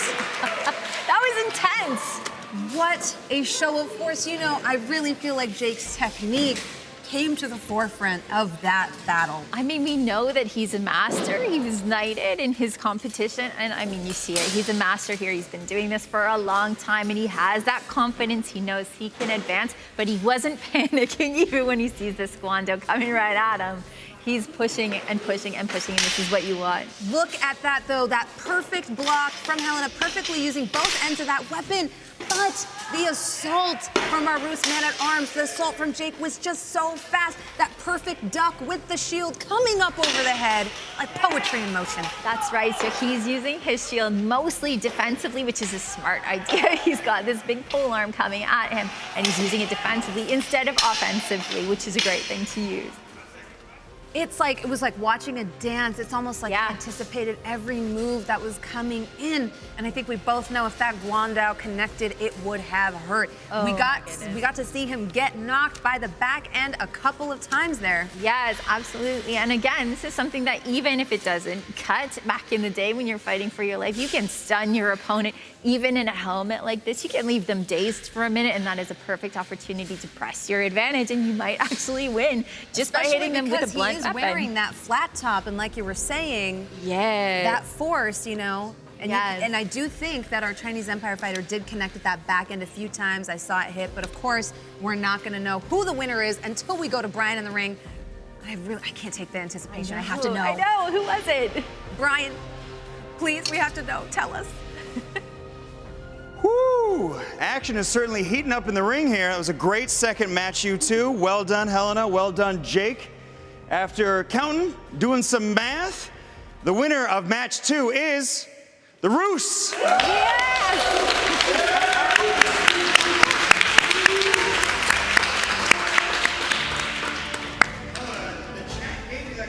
How do you feel? You still glad that happened? Of course. I am so glad that y'all gave me that. I've been training a lot with pole arms. And fun fact, Jake just taught me that high block yesterday. So I'm really glad I got to implement that today. It was amazing. We're definitely going to need to get a shot later of that shield. That paint job is no longer pristine. I know Danielle and the rest of us were very excited about that. It might need a new paint job after this. I mean, was that your main kind of goal, is to target the shield, make his arm tired, drop his guard? I mean, he's not usually a fighter that fights with a shield. He's clearly amazing at it, but I was like, yeah, I'm just going to make your arm tired and I'm going to hit you in the head. It almost worked. I mean, I don't think we even need to check the replay. You hit him in the head a lot. Yeah. Well said. Jake, you've done it. You've defeated China as the Ruse Empire. You know, how are you feeling? I mean, I couldn't be more proud and happy to fight Helena. It was a great round. The loadout that she got definitely it gave her the reach advantage, so I definitely had to kind of play farther back and pick the times when I, closed the gap, and you can definitely see the work that she put in on the shield. There's some chunks taken out of it. I definitely saw that there was times where you guys were backing up and really choosing your targets. I know you were talking about it before. Was that part of your strategy from the get-go, or did you adapt into that? Yeah, usually I try to kind of set the pacing myself when I take in a more dual situation like this. But with the longer weapon and the fact that it would hit harder than the weapon I had, I was trying to time it so when she would come in with a hit, I could block with a shield, and then in the time it took her to recover the longer weapon, I would jump in and try to get some points. Very smart, very smart. Now, are you excited to be going to the finals to represent the Ruse now against England? Are you worried about William Marshall? Definitely worried, but I'm definitely going to bring my A game. We're very excited to see that. All right, guys, go ahead, take a well-earned break. We'll see you soon, Jake. Danielle, Jasmine, back to you. Oh my gosh, this is such a heartwarming battle, seeing a former squire take on their knight, now a knight herself. Yeah, and this time I told you my man was gonna take it, and he did. Well done, Jake. I mean, I don't want to say that I'm not disappointed in seeing Helena lose, but to lose to Jake, I mean, that is no dishonor at all. Jake's technique was impeccable. Helena did say going into this that Jake's technique is fantastic, and we saw that come to play. He really utilized that technique to get in underneath that weapon and get those points in. It was a wonderful battle. Now, don't forget, chat, you can also vote in the polls. All you have to do is use the right commands to predict who you think is going to come out ahead in round 3. Let's take a look at that bracket so we can see who exactly is going to round 3. Now, we saw the English and the French kind of come into round 1. Now, William came out the victor. Jay killed it, and they proceeded to round 3. And now in the Chinese Empire versus the Ruse have emerged victorious for our round 3 battle. Now the third one is going to be the best of 3. So we're going to have 3 bouts of combat in the finals. It's gonna be epic. I can't wait. I think everyone at home is thinking the same thing. Like, these two fighters are gonna be amazing to see together. It's not something that we saw in history, but we get to see it today. We're kind of seeing almost a little bit of shield supremacy coming out today. I mean, shields are so good. Sometimes they are something that, you might think are not all that important. They might be heavy, but I mean, you can use them offensively, you can use them defensively, like we saw Jake doing a lot of. They can be so useful, and maybe that might be something that people will think about when they're picking the loadouts for the finals. Definitely. I think endurance is going to be something that comes into play. It's kind of been the name of the game as we've been coming through this, talking about just the sheer fatigue of wearing these things. Yeah. Now, what would it have been like for an actual knight back in the day to march miles with this stuff? Yeah, well, I mean, you wouldn't usually do the march with your gear on because this is way too much weight for that kind of a walk. Right. But I mean, these people were trained to be knights. If we're talking European, which is the stuff that I know best, these people were trained to be knights from the age of about 7, so they got used to that over time. But I mean, they're not walking around in full chain or full plate mail all the time. It's just too exhausting. But I mean, you do get really, really fast at having your squire arm you up in that so that you're ready to go. But I mean, you do have to take into account the exhaustion of marching. You were talking about Battle of Hastings, right? Harold has to march his army from the north of England to the south, and they're exhausted whether they're wearing harness or not. Exactly. And that is something you have to think about, pacing yourself. How much can you work with strategy versus your actual stamina on the field? And strategy is the name of the game with Age of Empires 4. You know, on the field, the pikemen often come into play when we're talking about cavalry. You know, they're the best counter to that. That's right. And here we've seen that it's actually the sword and shield that comes out ahead against the polearms, which is, it's just kind of interesting to see that come into play even in real life. I mean, these are weapons, sword and shield are things that, you have to have a lot of skill to use. The polearms are something that people can pick up and use whether they haven't had a lot of experience or not. And sometimes this is, your army is made up of peasants who have used axes and stuff before, but they haven't used sword and shield before. They're like the great value armor. They're the ones that can use those, and they can use them well. But I mean, a knight or an Imperial Arms Guard, for example, these are people that have been training with these weapons for a really long time. So you can see how well they can use them. You know, I personally cannot wait to see the final round. My money is on the Ruse Empire. Is it? I know that Jay has that twirly move. The twirly-loo.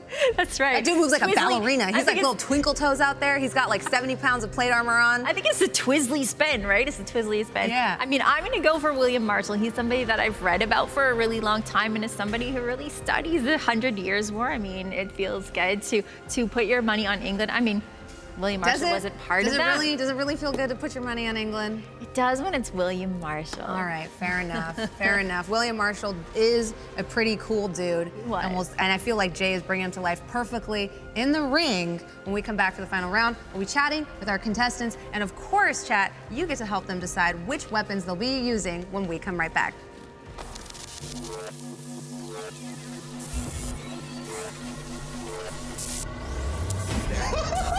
It's cool time! Every episode of my channel. That's crazy! Let the clicking begin! I've been coming up hot for a minute. Everybody learn to drop. I am your host, T-Pain. That was fantastic. How would it get better than this? Is so cool. Y'all eat crickets and all kind of wild stuff. Pass me a towel. Everybody know. This is outstanding. It's thrilling. Let's go! That's what we do. Oh, I don't have a gun. Bro, I'm running on Mike Tyson on these zombies. This is the first time this has ever been done. And get this, no calories.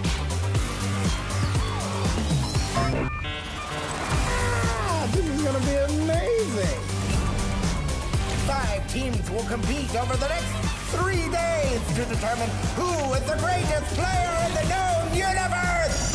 This season, it'll be even higher stakes with 4 competitors battling it out for this $50,000 top prize. This is a show that highlights some spectacular content here on Twitch.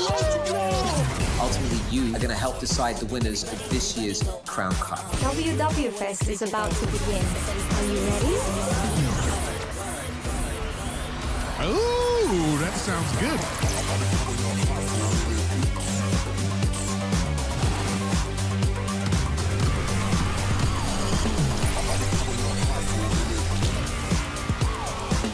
I've been coming up hot for a minute.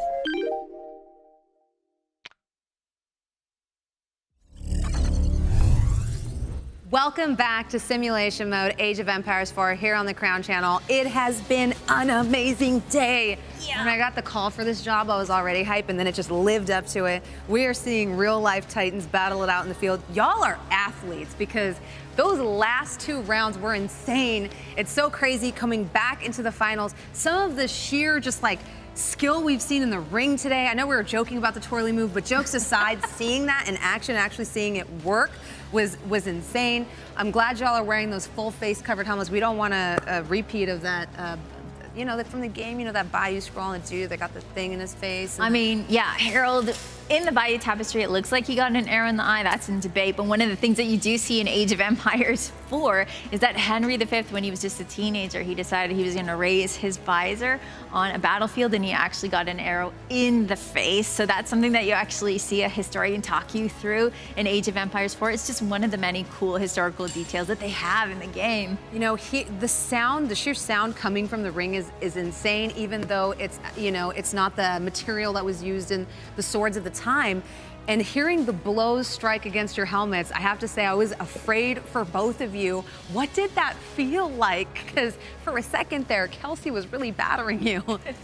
That's a good point. You know, we actually wear a padded coif. This saves me from that ringing that would otherwise happen.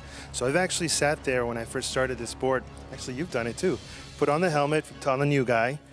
Boom, just hit it, and then just see their reaction. It does really feel uncomfortable, but when you have this on, it really makes a difference. You kind of get acclimated to it or get used to it? Absolutely, yeah. Okay, you gotta walk us through this. We gotta get another replay of that spinny twirly move. What was going through your mind here? Why did you pull it out of your kit, and what did you hope to achieve? Well, this move right here really was intended, as you could see, Kelsey was really aggressively attacking. So rather than going on the same pattern of attacks, I wanted to switch it up on her and just see if this opened me up for further attack. And it worked, so. It did work. She did say she felt it.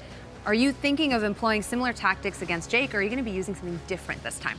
Well, you know, unlike Kelsey, I've fought with Jake before, and I'm very, very aware of his capabilities. We've been teammates, and you know, and we fought together internationally. Love this man, but he's faster than me, and I'm gonna keep him at bay as much as I can. And you know, we're gonna have fun. Chat, I'm gonna leave it up to you. Whatever weapon you guys want to give us, we'll just have some fun with it. We'll have some fun with it. You know, we are having a lot of fun here today. Seeing you guys, the sportsmanship, the camaraderie, the love for the sport has been just phenomenal. I feel like I'm gonna leave here wanting to know more about why you fight, where we can find you, and who you are, because this has just been so phenomenal to witness live. Absolutely. We could speak about the two major organizations. For example, in the U.S., I'm the regional commander for the Southwest for Armored Combat Sports. And our goal is for men's and women's teams in the country to really grow. We want to grow the community here in the U.S. as much as we can, and then start branching out again into like more tournaments. But that's really our goal right now.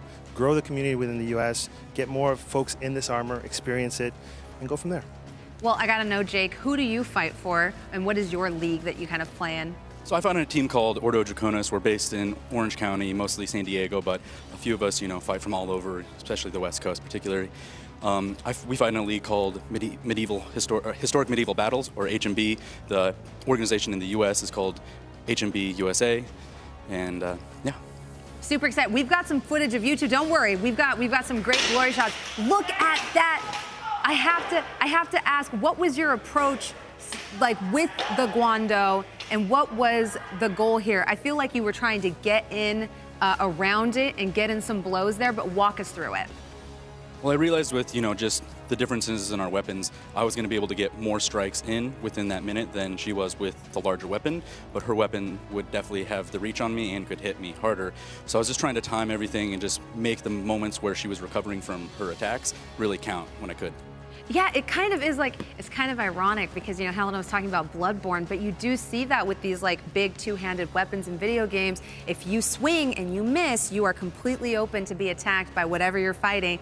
And it was kind of weird to see that in real life. I was joking at the desk that you were kind of like one of the bosses from the game because you punished her for every missed hit. Every single time that glaive hit the floor, you were right there flanking her. Yeah, you just kind of got to pick your moments of opportunity when you're fighting at all times, and yeah. Well, it's time to reveal to y'all what exactly you are fighting for. I mean, the trophy that we have on the line today is absolutely amazing. Let's take a look at it. Yes, it's true. You will be taking home the simulation mode Shield of Glory, of Honor. It's absolutely beautiful. It has that great boss you were talking about, Danielle. Yeah, I mean, it's a black boss here, so it's got that beautiful kind of styling look to it. It's got our simulation mode axes on it, which I think is great. And it's a kite shield, which is that classic shield that you always see in medieval stuff. So I think it is the perfect trophy for people who are fighting so hard and so well today. And from my understanding, the shield is completely functional. So we could see Jay do some great work with that because we've already seen you kind of met out the pain with the kite shield. That thing's beautiful, absolutely. It fits everything I would do with it, 100%. And I'm sure both of you really want it. I want it. Don't you want it?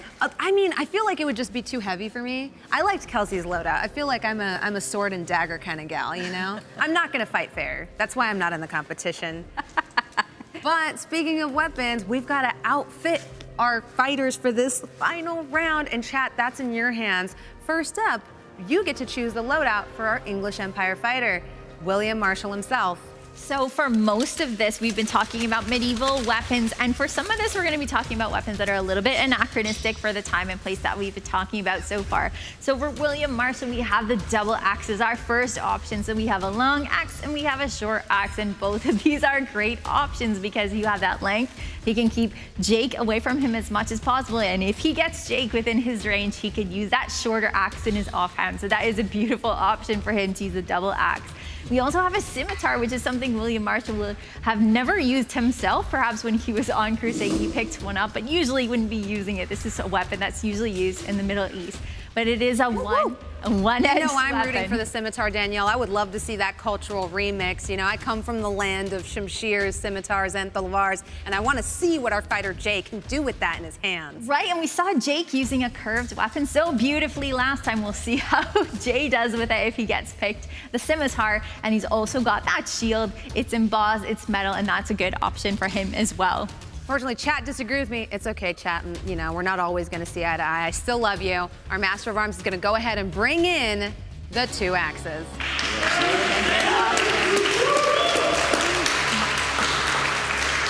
I can't wait to see what you do with these in the ring, Jay.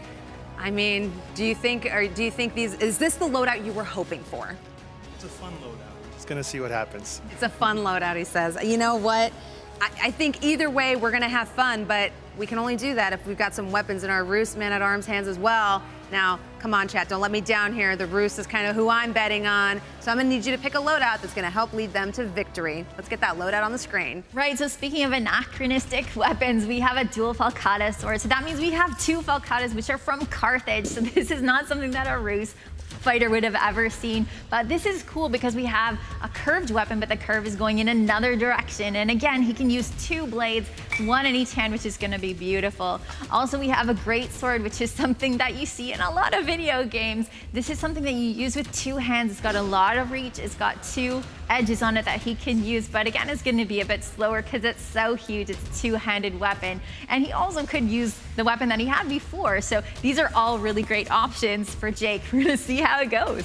You know, I know you said the dual falcata sword isn't from this era, but what's really cool about the Age of Empires game is that as your civilizations progress through time, so does the language, so does the culture, and so do the weapons. So kind of having this showdown between weapons from a different era and this one seems very apt. It's very cool. I mean, when we think about history, a lot of us want to think back to the ancient world, not just the medieval world. And so to have this as an option is really great. It's going to get more people interested in more history, which is what I'm all about. I think you're completely right, because chat definitely wanted to see the dual falcata's Master of Arms. If you'll do the honors.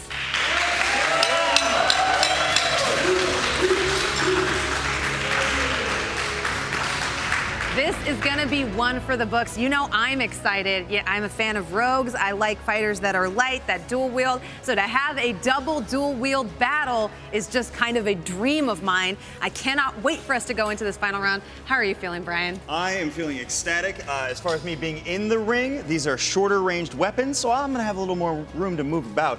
I do not envy our squires, though, that have to score this and keep track of all these double blow hits. It's gonna be insane. I think it's gonna be fast, it's gonna be furious. We are gonna see in the final round the English Empire face down against the Ruse Empire. I need you to kick the English out. Somebody's gotta beat the English. You gotta do it for the culture. No, we're gonna get into got it. this. He's got this. We're gonna get into it when we get right back.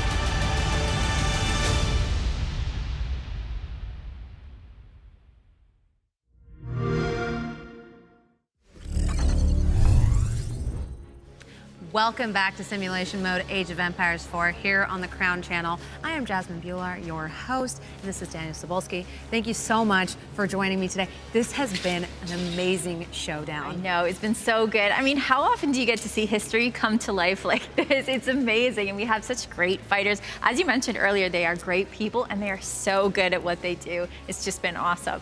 I feel like there's a lot of drama going into this too, like in a good way though. You know, the narrative designer in me is so excited to see these two friends, these two teammates kind of go toe-to-toe in the ring together.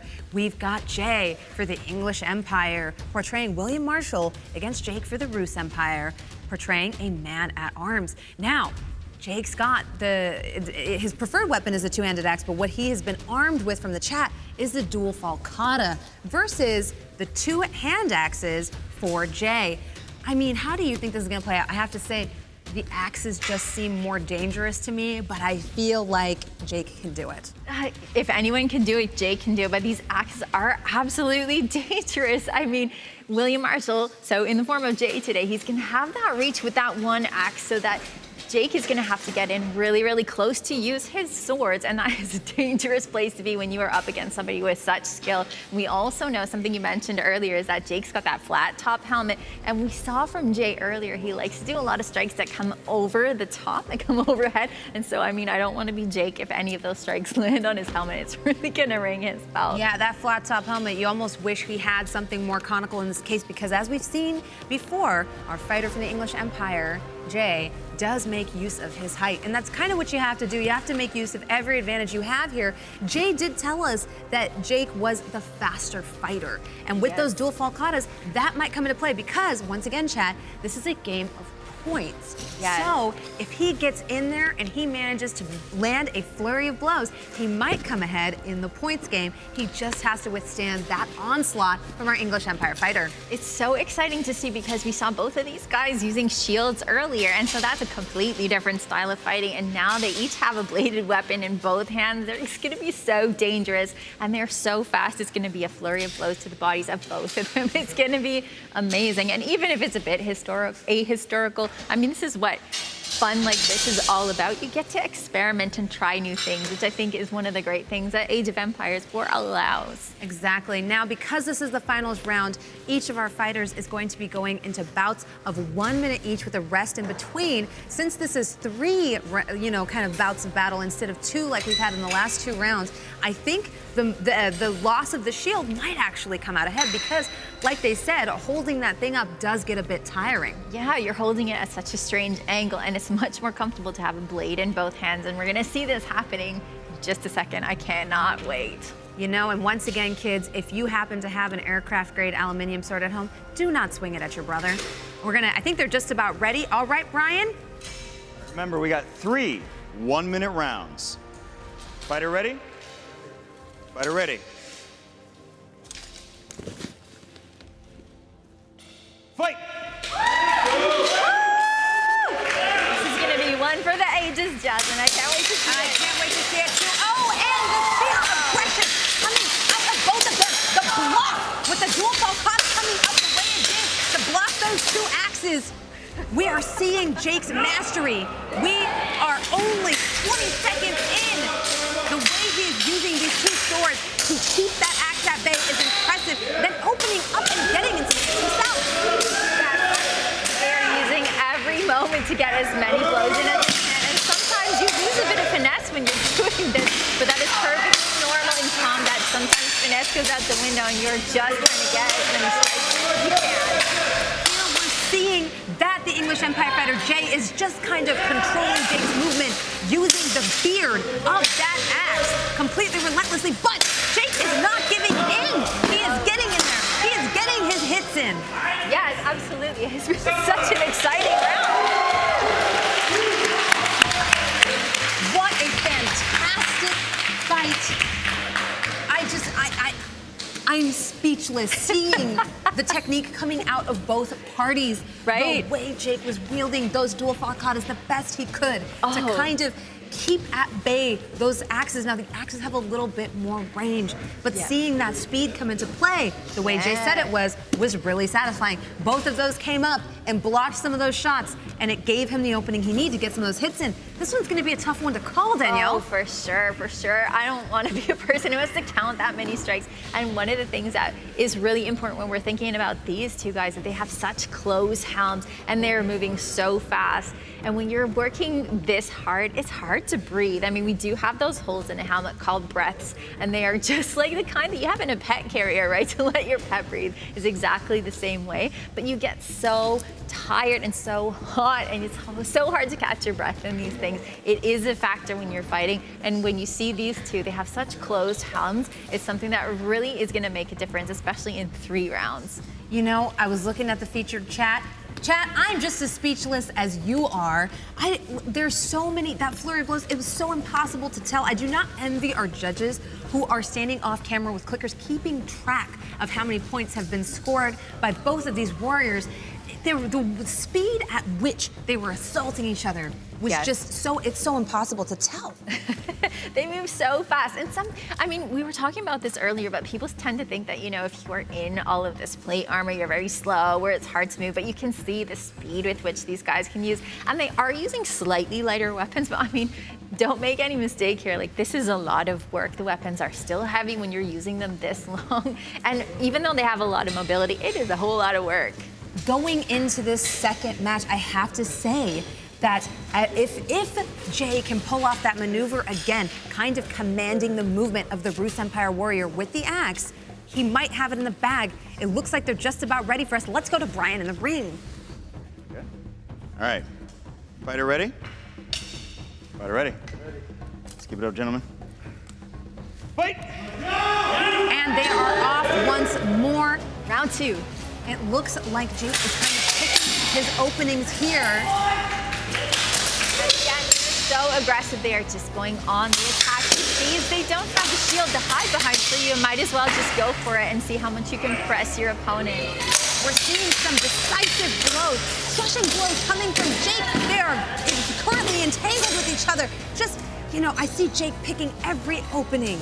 In Jay's stance that he can find. Our Ruse Empire warrior is fighting for his life. Yes, absolutely. And Jay is the one who has the longer reach. He has the longer arms. He is a person that is able to trap Jake's arms under the plate, and that's something that you can do when you're wearing plate armor. You are a little bit safer from blades, and you can sometimes trap them under your arms. This is something that Jay does quite a lot of, and it's really classic fighting that you don't often get to see unless you're looking at it close up. Oh, it looks like we are switching out weapons.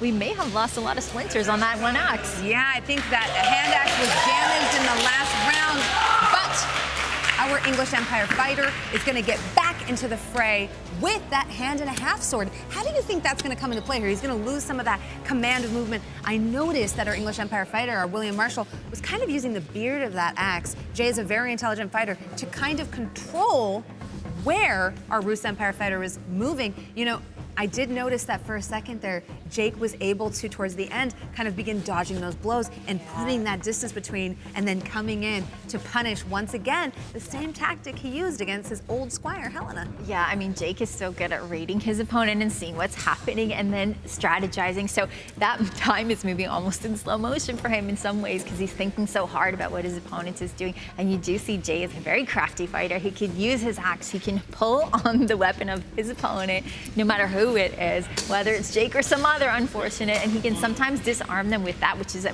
very great strategy and something that he's trying to do. I don't think using this bastard sword, this hand-and-a-half sword, is going to slow him down at all. I think he's probably sitting pretty happy there, and it's something that you can use with a secondary weapon like an axe here. It's totally normal for someone trained as William Marshall was to use both of these weapons at the same time. It looks like our Ruse Empire fighter is examining those falcatas. They have served him pretty well so far. I mean, we are coming into the third fight here. I'm feeling a little worried for them. They both seem a little winded. The sheer speed and force coming out of both of these men is just astounding. I know, and you can see that they're winded, but I don't think either of them are going to give an inch. I think they're really in it to win it. I think we're going to see a whole lot of aggression from them. Even if perhaps it might be slightly slower, I think we're going to see a whole lot of aggression from both of these guys. It's still going to be intense. And we even want in to third hear from round. you as well, chat. Now, I know Danièle was rooting for the English Empire. My money's still on the Ruse, and I really do think Jake has a shot here, especially from that last bout we saw. It seems like he has figured out a strategy for this third fight that might go in his favor. He was kind of weaving in and out, using those video game tactics we were talking about, choosing his spots, and I noticed that gave Jay a little bit of pause in the middle there. He's such a smart fighter. He's such a smart fighter and so experienced. He's also a hot fighter. We can see that the squires are giving him a bit of water, not only to drink, but down the back as well to cool him down a little bit. He's wearing a lot of fur. It looks like he's refreshed, and it looks like our fighters are ready for us. We're going to go back to Brian in the ring. Here we go. We have a weapon substitution for a weapon failure, bringing back William Marshall's longsword here. Fighter ready? Fighter ready. Fight! Here they go again.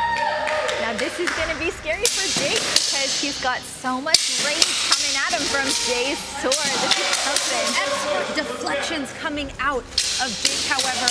He is using these falcatas to not just defend himself, but to push him aside, get in there, and get the points. I mean, Jake is being so aggressive here. We actually had to stop the fight because he's pushed Jay all the way back against the barrier, and that's something we can't have here for safety. Brian is resetting, looking with the speed at which those falcatas are coming up, stopping that bastard sword from landing. We see a couple of good blows from the offhand of Jay to the face of Jake. We are in the end of it now, down to the last 19 seconds. We are even seeing knees here. It is going all out. It's going to be hard to call who's going to win this. He is getting in there. Our fighters look tired.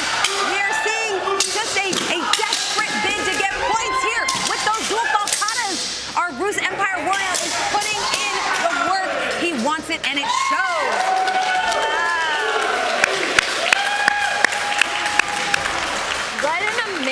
Showing. I don't think you could ask for better from two combatants than we saw here today. That was amazing. That hug at the end really tells you everything you need to know about these competitors and this sport. That was a wonderful show. I cannot understand how our judges are going to deliberate and come out with a result on who is the victor. But we're going to find out when we come back.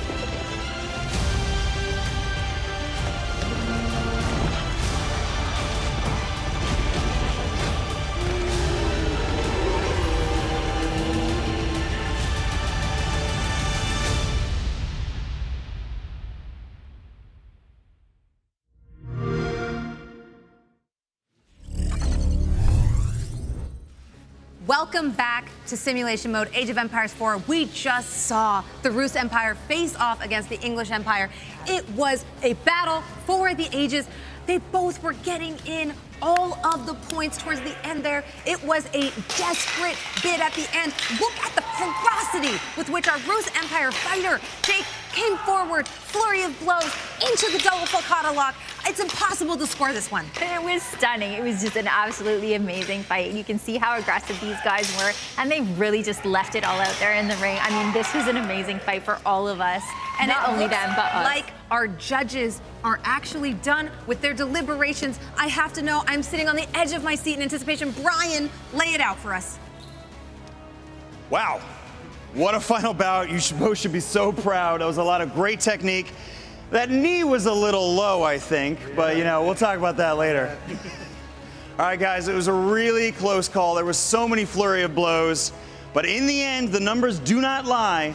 The winner and the first champion of Simulation Mode, sponsored by Age of Empires 4, is England.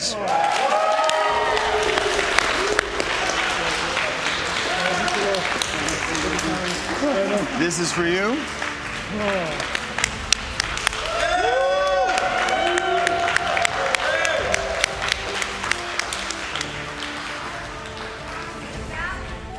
Age mages, you did amazing out there.